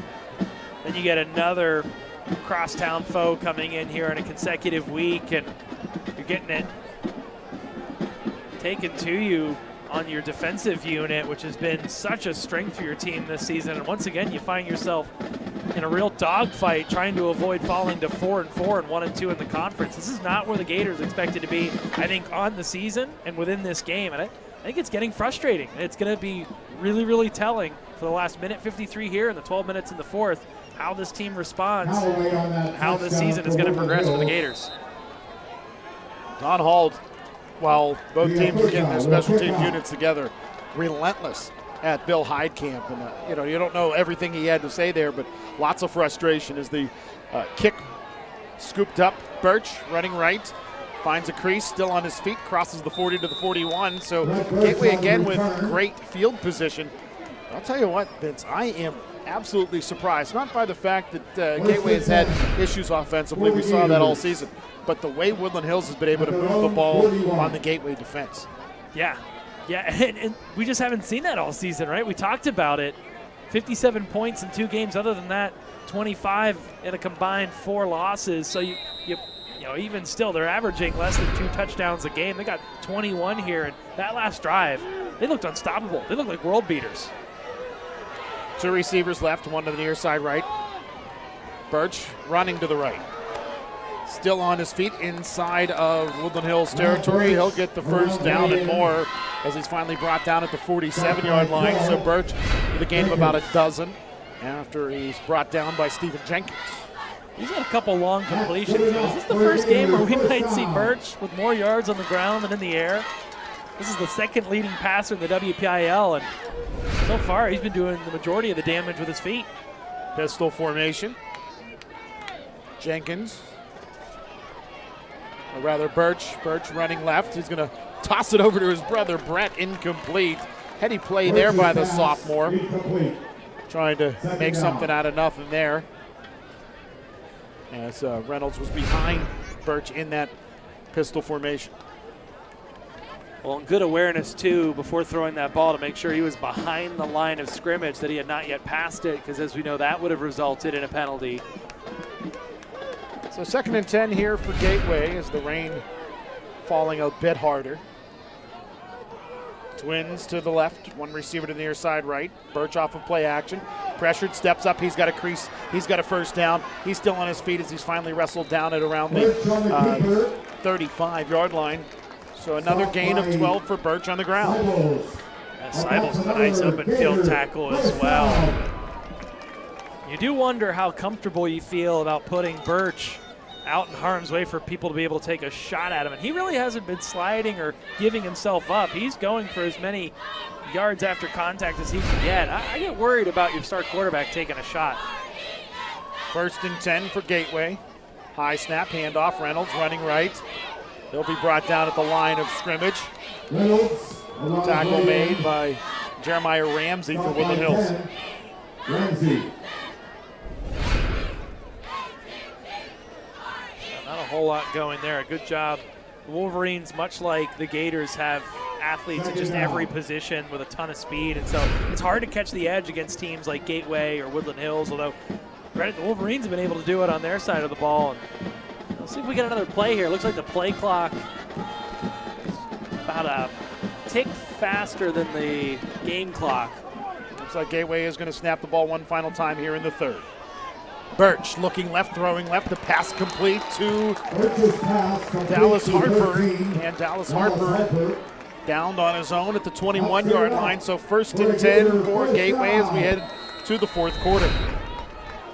My goodness, Adam, we got ourselves a good one. I did not anticipate a 1-point game going into the 4th quarter, but we didn't anticipate it last year either. With these 2 teams, you never know what you're going to get, but these rivalry games always produce some really awesome football. And as you see on your screen there, this rain is really coming down. As you saw, I don't know that Birch got quite as much on that last ball as he wanted to, and so Harper at least was able to come back, make the catch, but he did have to give himself up and go to the turf to make that catch. So now you have just another variable into this game. That's going to make the passing really, really difficult for both of these teams, and both of them have utilized it so far tonight. Woodland Hills certainly didn't need a whole lot of it on that last drive, but the touchdown was a pass to the back of the end zone for Callaway. So we'll see what happens here, but that weather is going to come to be a factor here, as it looks like it's coming down harder and harder here.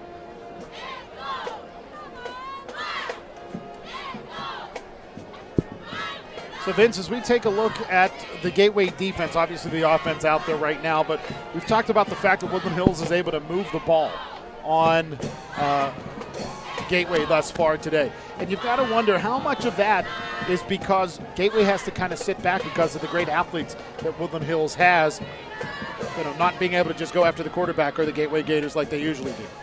No, it's tough. I mean, Pringle has done such an absolutely excellent job of eluding tacklers and breaking some big plays here. That's really throwing a wrench in what the Gators are trying to do. Gateway will go to the ground this time as it's Reynolds, ball carrier. And he's able to pick up a handful, brings up second down and 5 as the rain falls just a bit harder. Second down, 6. So 2nd and 6 for Gateway.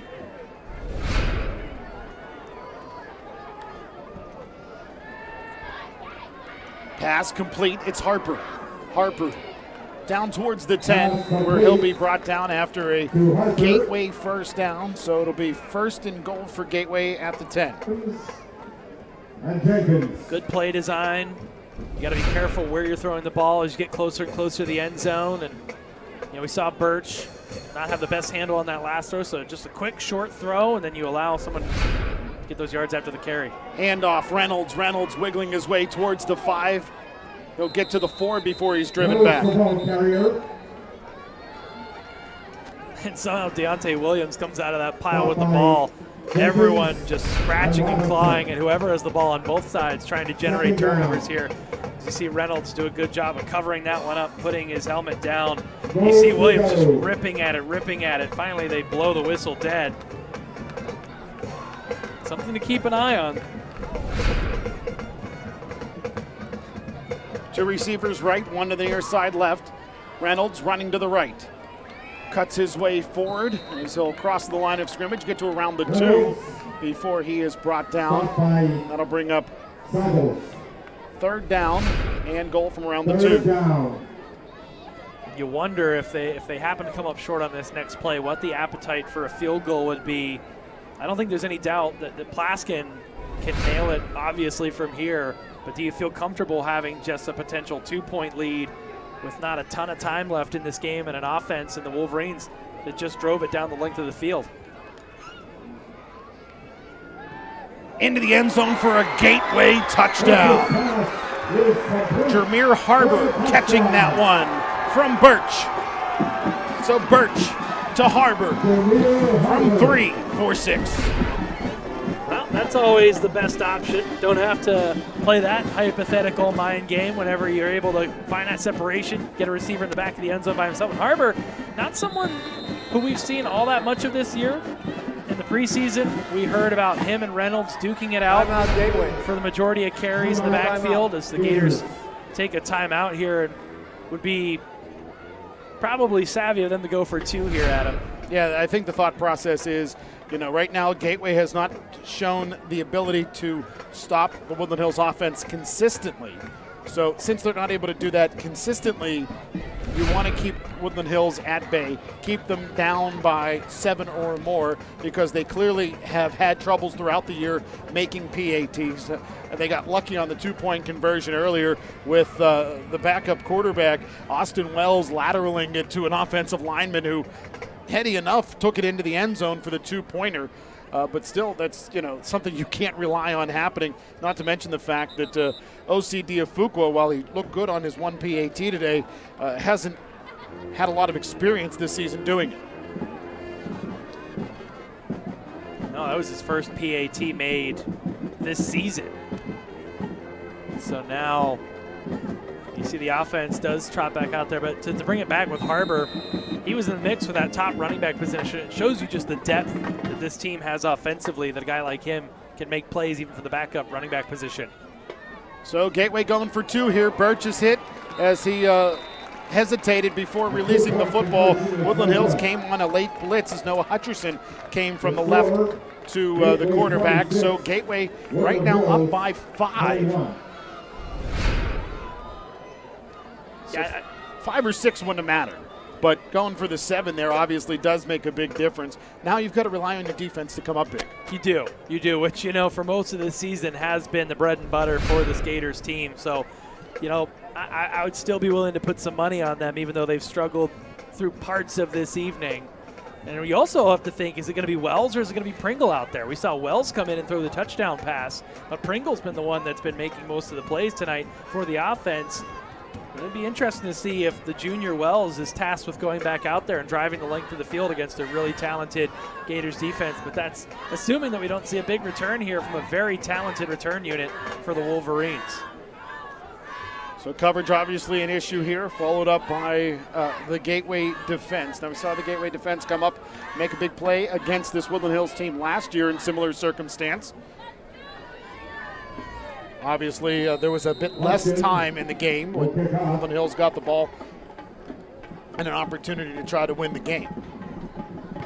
As this kick by Plaskin will carry down towards the 13-yard line, where it'll be returned by Brandon Jones. Jones running left, still on his feet, and will be flushed to the boundary, stepping out of bounds as he crosses the 25 to the 27-yard line. Carson Engelke, he's slow to get up. Another Gator, Remy Bose, slow to get up as well, as Engelke still down at around the 20-yard line.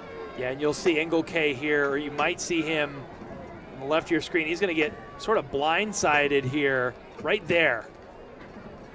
And so,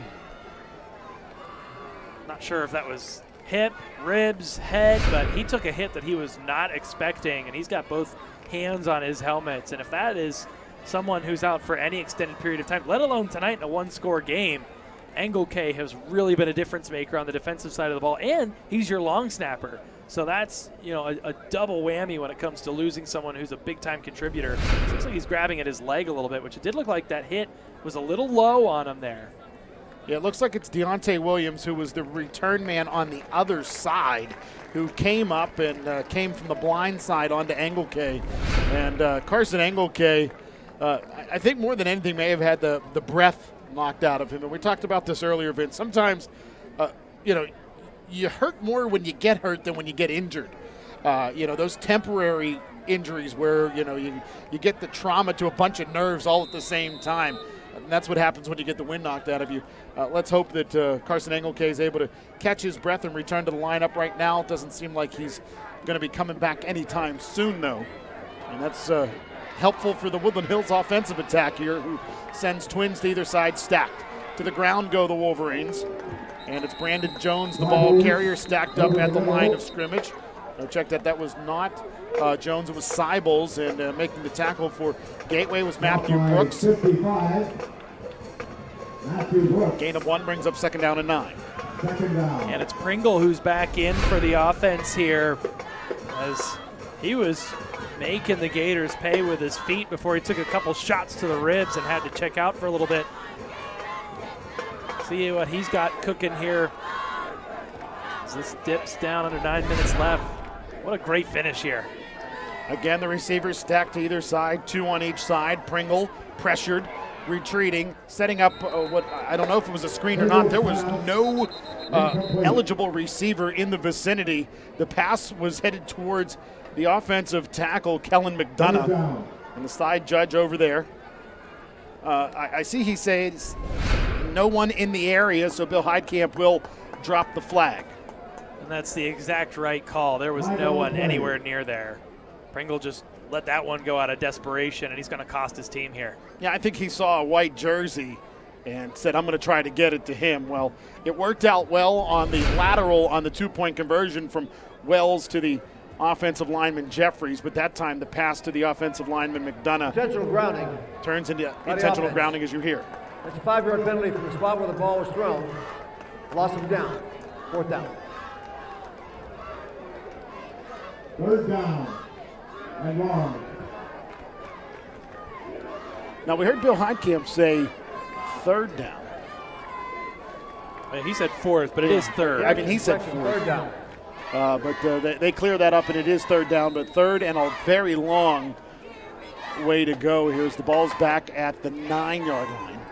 As Pringle rolls to his right, he's going to toss it down the field, and it's tipped and intercepted by Heller.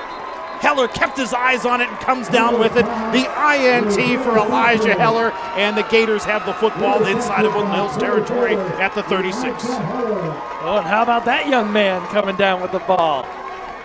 Heller just continues to amaze. He continues to make plays at crucial junctures and makes a difference for this club. And so awesome to see him as a senior be able to come out here and ball out, now give the Gators a real good chance at landing that kill shot to put this game away.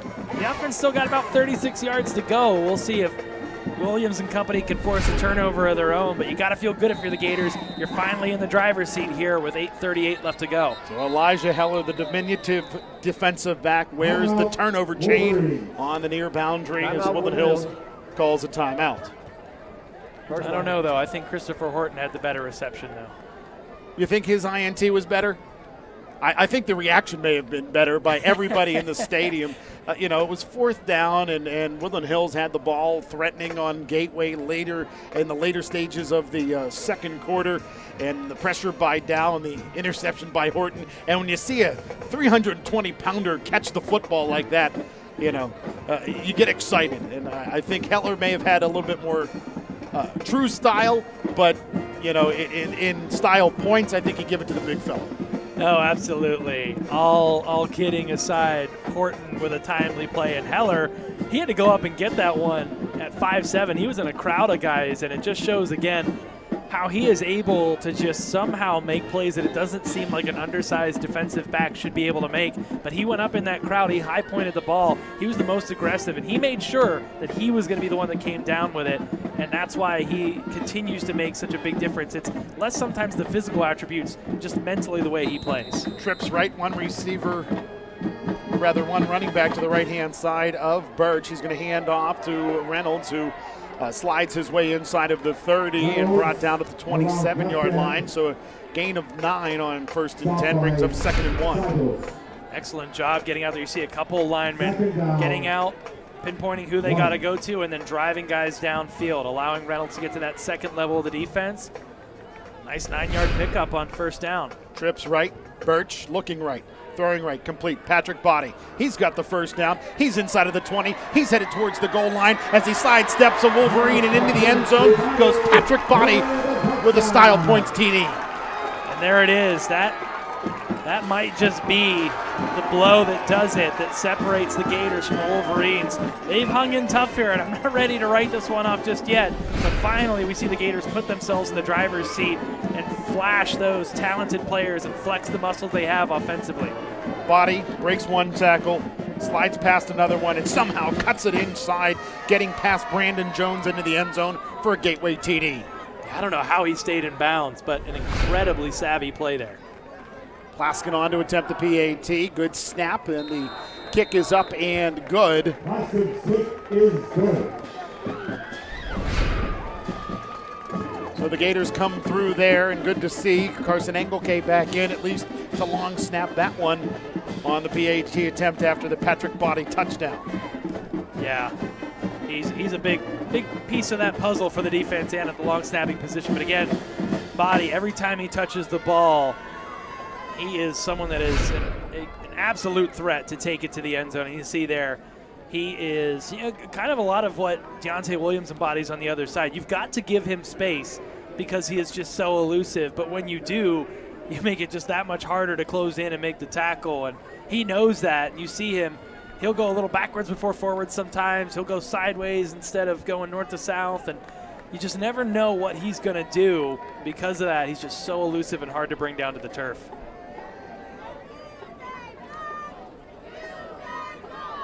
So Plaskin on to kick it off after Gateway has claimed a 12-point advantage, 33-21. 2 unanswered touchdowns for the Gateway Gators after Woodland Hills had claimed a 21-20 lead on a touchdown, followed up by one of the most unconventional 2-point conversion attempts you'd ever see.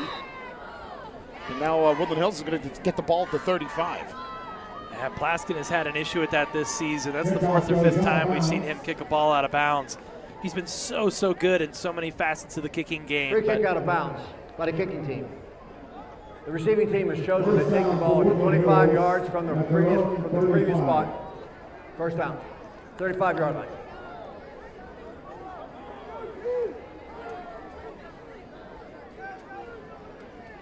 So it'll be 1st and 10 for Woodland Hills at the 35. See what the Gateway defense can do here as Carson Engelke has returned defensively as well for the Gators.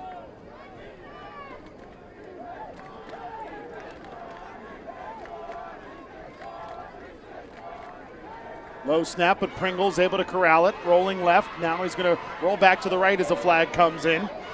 Pringle tosses it, and it's intercepted by Patrick Body. Body inside of the 35, still on his feet, or rather to the 40, the 35, the 30, the 25, the 20, the 15, the 10, the 5, and into the end zone for a touchdown. We've got some flags behind the play, Adam. We've got the Gators approaching the field from their bench a little too much, and I see Horton on the sideline hitting his pads. It looks like this one might be coming back. Well, there's definitely holding against Woodland Hills, but I think it depends on what happens after Body has the interception. Now, there's a flag where in the offensive backfield, there's a flag at around the 35, and there's a flag near the midfield stripe near where Body intercepted it. So a lot to iron out here for these officials. So the rain continues to fall here. The interception by Body, the pick six, but it may all be for naught. And as a matter of fact, I think I heard whistles blowing as Body was on the return. It's possible he stepped out near the 50-yard line. So we'll iron this out, or at least we'll let our officiating crew iron it out. 6 guys having a conversation about what happened on a crazy play between 2 longtime rivals. This rivalry dating back to 1987, when Gateway was one of the top 5 teams in the nation, and they traveled down to Turtle Creek to take on the upstart Woodland Hills Wolverines, and Woodland Hills won that game. Holding by the offense. That penalty is declined. We have a blindside block by the intercepting team. It's 15 yards. And we have a late hit out of bounds by the receiving team. It's going to be first down. Gateway. Okay, so the penalty declined. The holding penalty declined because Gateway wants to get the football. They want Patrick Body's interception to count. We inbounds right. You're going to march a lot of yards off, though. I mean, certainly not a pick six after the penalties, but based on where it was around between probably the 40-yard line of Woodland Hills and midfield, you're going to march off at least 15, if not 30 yards, because of 2 personal fouls there. And so now the Gators are going to be backed up on their own side of the field. You got an opportunistic Wolverines defense that's going to try and generate a turnover here. Wonder if you're Gateway, if you go to the ground here, if you flirt with the opportunity, maybe take a shot deep after the turnover. Costello, by the way, was the Wolverine who got hit on the blind side block, the center for Woodland Hills. And I'll tell you, I remember my days as an offensive lineman. During an interception, you had to keep your head on a swivel because those blind side blocks weren't illegal back in that day. And a lot of times they would start headhunting for you as you tried to make the tackle. As the Gators go to the ground there. Loss of 1 brings up second down and 11. Stop by Rhodes. See Harbor get a spot carry there as Reynolds checks back in now for the offense. And not a lot going there. You certainly don't have to have the pedal to the metal, but it would be real nice to start to wind this clock down. Get a couple of first downs here. Woodland Hills has just 2 timeouts to work with. They had to blow one early in the third quarter. So that's going to come back to loom very large for the Wolverines. Second and 11. Handoff, Reynolds, he's got nowhere to go. Is Birch, that was an opportunity. Maybe he pulls that out of the belly of Reynolds and runs to the left himself. But instead, he keeps it with Reynolds, and Reynolds ends up losing a couple, maybe 3 yards. So it brings up third down and 14 from the 30. The line to gain is the 44. For Woodland Hills, you've got to get a stop here because this is still a 2-score game. You've got to score and then get the ball back quickly thereafter. Only 2 timeouts to do it. 2 receivers, right, 1 to the near side, left side, cars to either side of Birch. Birch going to go to the air, looking to the near side for Harper. The pass short, and sliding down with Stephen Jenkins trying to intercept it. Doesn't come out of there with it, and the Gateway punt unit's going to come on for the first time today. Yeah, he's lucky that Jenkins lost his footing there and ends up hitting him right off the helmet, as you'll see here on the replay. But that could have been very costly. It would have given Woodland Hills the ball at midfield with 6.5 minutes left to try and get the first score out of 2 that they need now. you're able to punt it down the field and hopefully elongate the field a little bit for the Wolverines. Senior offensive lineman Hunter Dow trying to plead the offense's case there as he comes off the field talking to head coach Don Hall. It's Carson Engelke, the long snapper, will snap this back to Cole Plaskin. Now this has been an issue for Engelke, the snaps on the punts.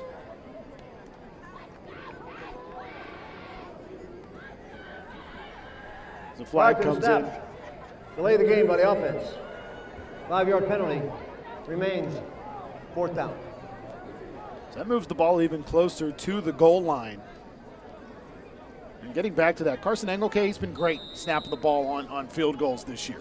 That was an issue last year. However, his punt snaps have had some issues. That one a clean one. And Plaskin will get away a wobbler. That'll be caught by a Wolverine at around the 41-yard line. And the return man, Brandon Jones, gets out towards midfield. Will be brought down shy at the 48. Where it'll be 1st and 10 for Woodland Hills.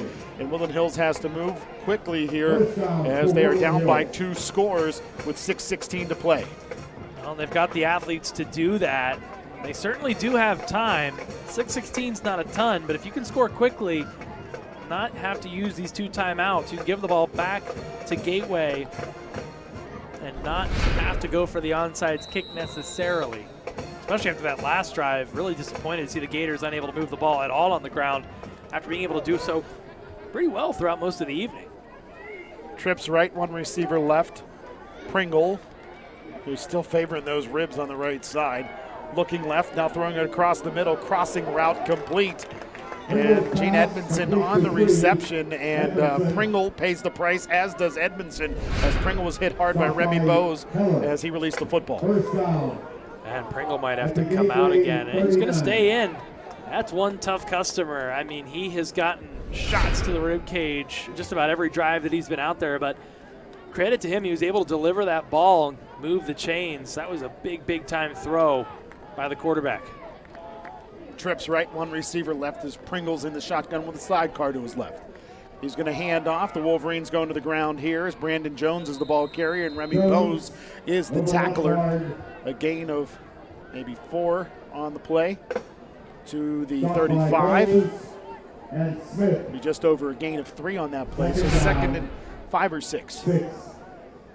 Good hole there, and Jones throughout most of this evening has done a really good job of just sticking his head down and getting as many yards as he can. Not dancing around too much in the hole, but trying to go north-south as quickly as he can. Trips right, 1 receiver left. Pringle's in the shotgun. Going to dump it off, and the pass intended for Brandon Jones is incomplete. He was open, was Jones, but it slipped through his hands, and I think rain may have played a factor in that one. Oh, yeah, he would have had the 1st down and a few yards more and been able to get himself out of bounds.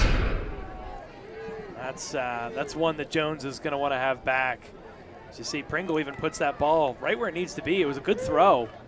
Didn't put it behind him, put it right where his receiver needed it. Just got to catch that. Trips right, Twins to the left. Empty set for Pringle. Pringle throws it. It's intercepted. Patrick Potty's going to take this one back. A pick 6. Nobody's going to get him. 30, 20, 15, 10, 5, end zone. Touchdown, Patrick Potty. No flags on the field. The coaching staff is going wild. The Gator faithful love it. Potty just read that one completely, and there was no doubt about it. As soon as he got his hands around it, he was gone. And if you're a Cincinnati Bearcat fan, you've got to be happy with this young man coming to your program next year. And that's where he's going to be lining up, so you're hoping that in a few years, those are the kind of plays you're going to see him make. He certainly has the speed there. You see he breaks away from everyone. That was a no-doubter. 65 yards to the house. He's a dangerous player with the ball in his hands. Whether it's on offense or there, you see his 2nd pick 6 of the day. This one counts. Plaskin on to attempt the PAT. Good snap, good hold, kick up. And that knuckling kick splits the uprights, and Gateway has blown this one wide open, taking a lead of 40 to 21. This is some good momentum for the Gators moving forward. You had a real tight game at the half, 13-13. You come out, you score a touchdown. Woodland Hills goes the length of the field, embarrasses your defense, puts the 2-pointer on the board, and then you just shut the door right on them right thereafter. 3 consecutive scores. Now up 19 with about 5 minutes left, and you can kind of exhale a little bit. You even kind of hear it in this crowd. Things have died down a little bit. Exhale a little bit. And Vince, this is the kind of victory that helps Gateway since, in all likelihood, they're not going to win this conference unless Penn Trafford is upset at some point. And in all likelihood, that would have to be twice because Penn Trafford, with the win over Gateway, you finish tied.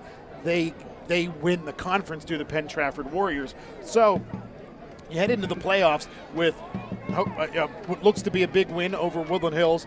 And if you're able to handle your business next week against Connellsville like you did a year ago down in Fayette County, and then at Franklin Regional like you did a year ago over in Murraysville, then you find yourself in a situation where you maybe do back into that 4 spot and that bye. As this will be a short kick returned by Woodland Hills' Brandon Jones. Jones running left, still on his feet, crosses midfield stripe, still going inside of the 30, the 20, and the 10, and he will cross the goal line, but it will be negated by an illegal block by the Wolverines at the 15-yard line. Wow, and that is soul-crushing. Your guy was gone. He was, at the very worst, maybe brought down inside the 5, and now it's all for naught. Yeah, maybe he gets tripped up, does Kenny Lewis. Maybe Kenny Lewis gets able to get the foot of Jones there and trips him up at the 10, but instead the illegal block below the waist, I believe, is what the call is going to be here, and it's going to cost Woodland Hills not just a touchdown, but some serious yardage as well.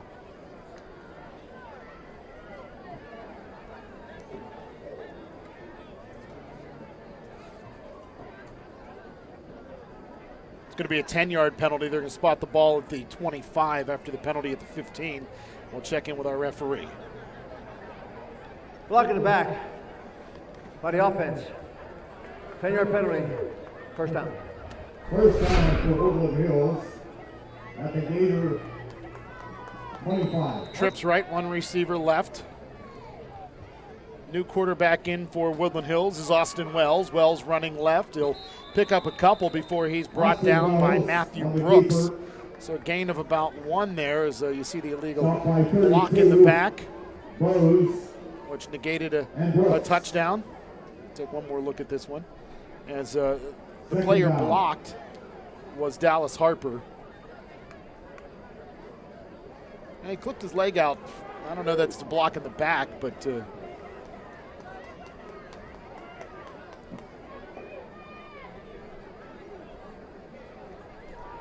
certainly wasn't. I think a block like that in the open field, especially coming from where it came from, may have been illegal regardless, but it doesn't matter because at this point we're 2 plays beyond it, and we see Woodland Hills go on the ground twice, a gain of 1 and a gain of 1, and it's 3rd and 8. Well, and as you said, they've brought in Wells, the junior, who you would have to think is the favorite to be your quarterback next year, so you're giving him some reps against a really good defense here, which he threw a touchdown pass against earlier and put a real nice ball in the back of the end zone. So it looks like both of these teams are starting to look to next week now. Yeah, he had the pass to Luke Callaway. Callaway with a couple of touchdown catches today. As that pass intended for Williams is off the mark, and Williams has something to say to his quarterback, Wells. That brings up 4th down and 8. Williams has sure had a lot to say tonight as he got the penalty, blowing kisses to the crowd, dancing in the end zone. And, we talked about that off air. Candidly, coaches look at those sort of things. This is a preferred walk-on to West Virginia. Guys look for guys that are going to uplift their teammates, that are going to have that positive body language on the field. That stuff really stands out. Trips right, 1 receiver to the left. Pass to the end zone, and it is intercepted. They'll say an incomplete pass, but it was taken away by Kenny Lewis. Looked from our vantage point that it was an interception, but actually better off because it's a turnover on down to the 25, or the 23 rather, instead of the touchback at the 20. We'll take another look at this one and see if Lewis came down with it in bounds. His feet may have been out, but yeah, it's hard to tell. There with black cleats right along the black stripe there, but no worse for the wear. Would have been nice to see Lewis come down with one. He's had himself a decent evening. But as you said, really irrelevant in the grand scheme of things. Here's an unfortunate sight, seeing Bodie coming off with the training staff. I mean, he's under his own power, which is good. But again, you don't want to take any risks to having number 4 out for any extended period of time. Trips right as the Gators offense out on the field. Handoff. Reynolds went left, then goes back right, slides through tacklers and gets back to the line of scrimmage and ends up picking up a yard where there was a loss initially. I don't know how he made his way back. No matter where he cut, there were white jerseys and turquoise helmets, and you look, it's like a pinball just sort of bouncing off of everything and everyone. That's about as impressive of a 1-yard gain as you're going to see. And even right there, how's he get through 3 guys and keep the motor running? He's just so shifty. Wolverine down, so a stoppage on the field. Is 2:52 to play here, and Gateway opens up a 19-point lead on the Woodland Hills Wolverines. So looks like Gateway is going to improve their conference record to 2-1, while Woodland Hills will fall to 1-2. You know, Adam, I really do think the Gators are the favorite for the 4 seed. The one thing that stands out to me is you look at their resume, you look at their losses, you point to a bad loss on their schedule. A 2-touchdown loss to the defending state champs in 5A, a 5-point loss to the defending state champs in 4A, and then you lose a nail-biter by 5 points to your arch rival, who looks like they're going to be an 8-2 team at season's end. I think all things considered, with the level of competition they've played, assuming they take care of business, this team has a really legitimate shot to be one of the top 4 teams. So a flag against Gateway. It's going to cost them 5 yards, but we'll get the call on Prior this to the one. snap, false start, number 54 of the offense, 5-yard penalty, remains second down. Louis Douglas, who had a whale of a game at linebacker last week, called for the false start there. Douglas, the left guard, moved to offense exclusively once the season began, and we gave him a ton of credit because he was wearing number 43 when we started the year, but like we talked about earlier, that was actually Remy Bose, who made 103 tackles last week against Penn Trafford in his linebacker spot. 2 receivers left, 1 to the far side right. Is Birch, hands off. Reynolds running left. They'll be brought down at around the line of scrimmage on 2nd and 15. That'll bring up 3rd and about 16 or 17. And a very valid point, Vince, about Gateway being the favorite for the 4 seed and getting the bye. You know, obviously we don't know the resume for everybody that's going to finish in 2nd in their conference, but you've got to assume that Gateway is going to have a better resume than most of those teams as we head towards the postseason. And again, it's not only that they lost to good teams, it's that they had ample opportunities and were in those games. And again, this Gators club, if they can figure out the offense, if these sophomores can coalesce and come together, if the line can give Birch enough time in the playoffs to scan the field, if Birch doesn't hang onto the ball too long in the playoffs, all of a sudden, you know, you've got a team that can knock off the Pine Richlands, the Penn Traffords. I mean, they've had opportunities to win these games, and the defense has kept them in it. And so I'm still very bullish on this team being a contender in 5A, but certainly not as currently constructed right in this second. There's some progression and some growth this team continues to need to have offensively, but another 40-point night tonight against the defense in Woodland Hills that has been pretty stout so far this season.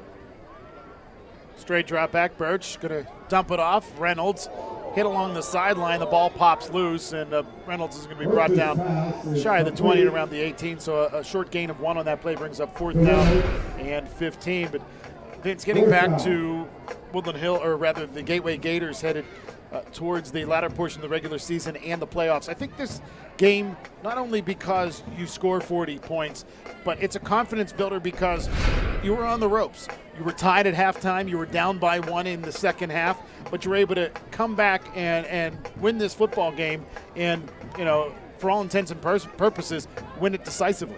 Yeah, that's a great point. We've seen this offense sort of shy away when the lights have gotten a little brighter and the heat in the kitchen's gotten a little bit hotter, but they came to play tonight. Plaskin will get away a nice punt after a nice snap by Engelke. This one bouncing in favor of Gateway, will roll towards the 40 as Deontay Williams lets it go, and then he gets a little shove by Carson Engelke. Engelke trying to push Williams to the ball, trying to get the ball back for his First club. down for the Wolverines. Oh, and I'm not so sure Angle K doesn't remember that block that sidelined him for a few plays by Williams as well. Let's not forget, these guys all know each other. They've lived in the same neighborhoods, so there's no love lost. This is a rivalry game, and for the most part, it's been pretty calm compared to what we saw between Penn Hills and Gateway earlier this season. A really physical game. This one's been pretty good. The cooler heads that we've seen here on this play even have all prevailed for the most part. Absolutely. Good job by Williams there to keep his head about him after the shove by Engelke after the play. Trips right for the Woodland Hills Wolverines as Austin Wells, the quarterback, looks left, and his pass is incomplete for Eris Seibels. Pass is incomplete. Second down. Seibels, number 4. Looking in our rearview mirror, there was a Wolverine not that long ago who wore number 4, who's playing on Sundays now. Miles Sanders, the starting tailback for the Philadelphia Eagles, wore number 4 and ran the rock for Woodland Hills for 4 years.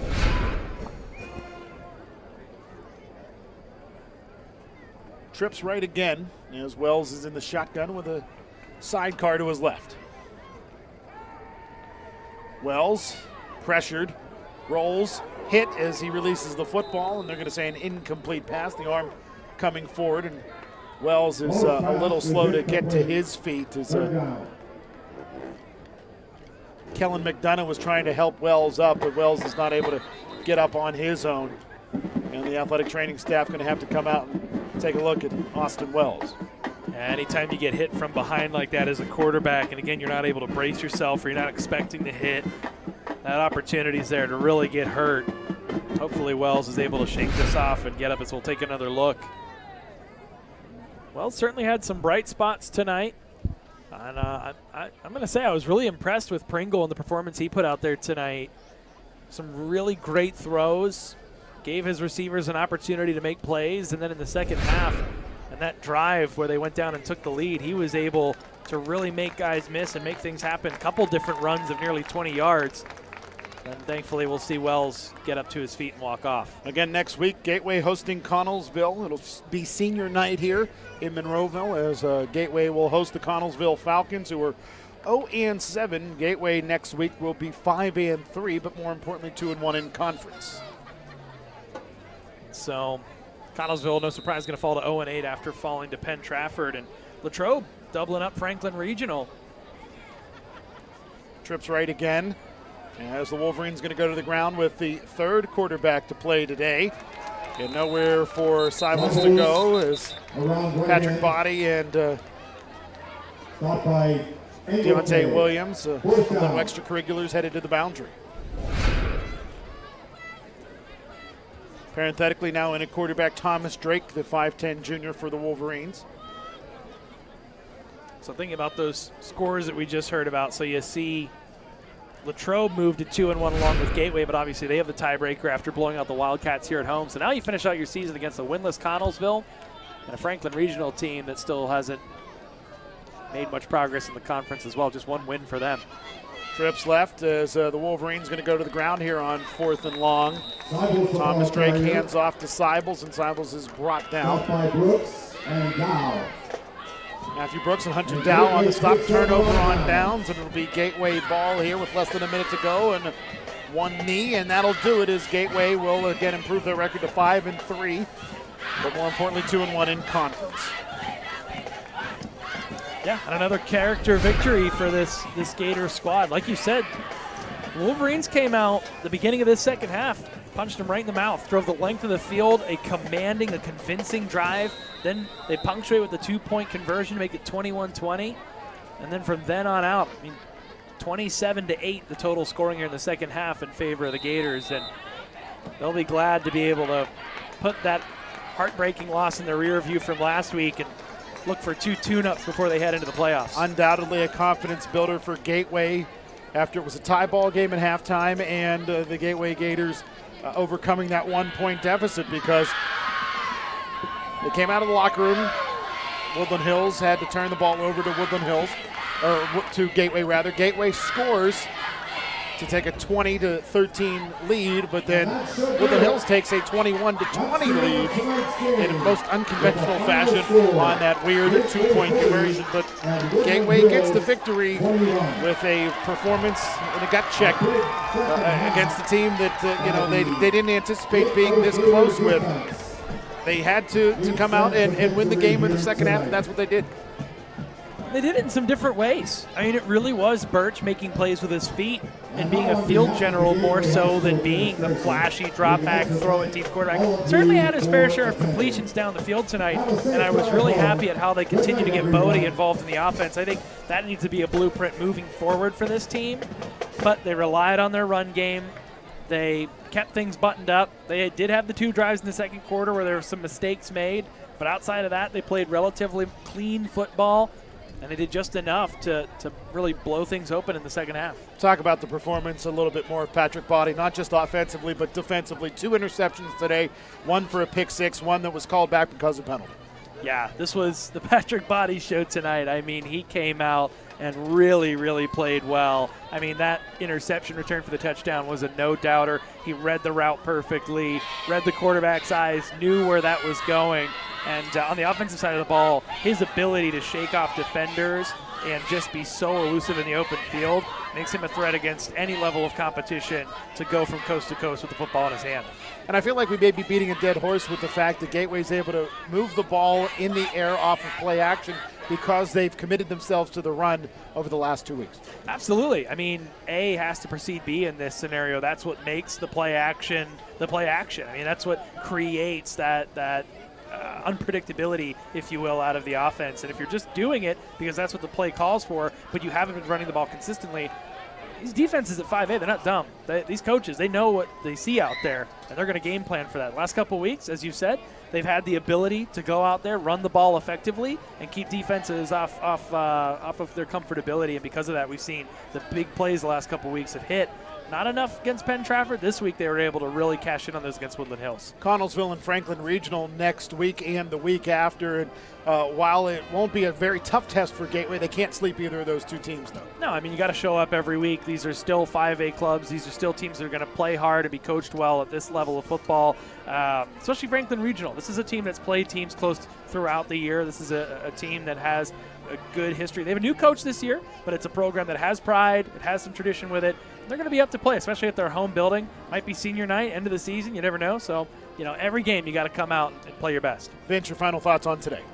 A statement win. And they haven't had one like this season. They've beat the teams that they were supposed to by a lengthy margin. This was the one game where we always know Woodland Hills is going to play this team hard. They came out. They landed that gut punch to start the second half. Gateway had to overcome some of those miscues. Pine Richland, there were the 2 consecutive drives with the interception, and we saw the offense go into a shell and never come back out. Here, tonight, they were able to put that in the rearview mirror and psychologically move forward and score points, and I think that's going to be a big thing mentally for this team moving forward. Well, that'll do it for our coverage today as the Gateway Gators defeat the Woodland Hills Wolverines by a final score of 40-21. For Vince Russo, my broadcast partner, and our entire crew, I'm Adam Gusky. Thank you for joining us here on the NFHS Network and the Trib Live High School Sports Network. We'll talk to you again from Gateway next week as the Gators take on the Connellsville Falcons. Talk to you next Friday. Thanks for joining us. Good night, everyone.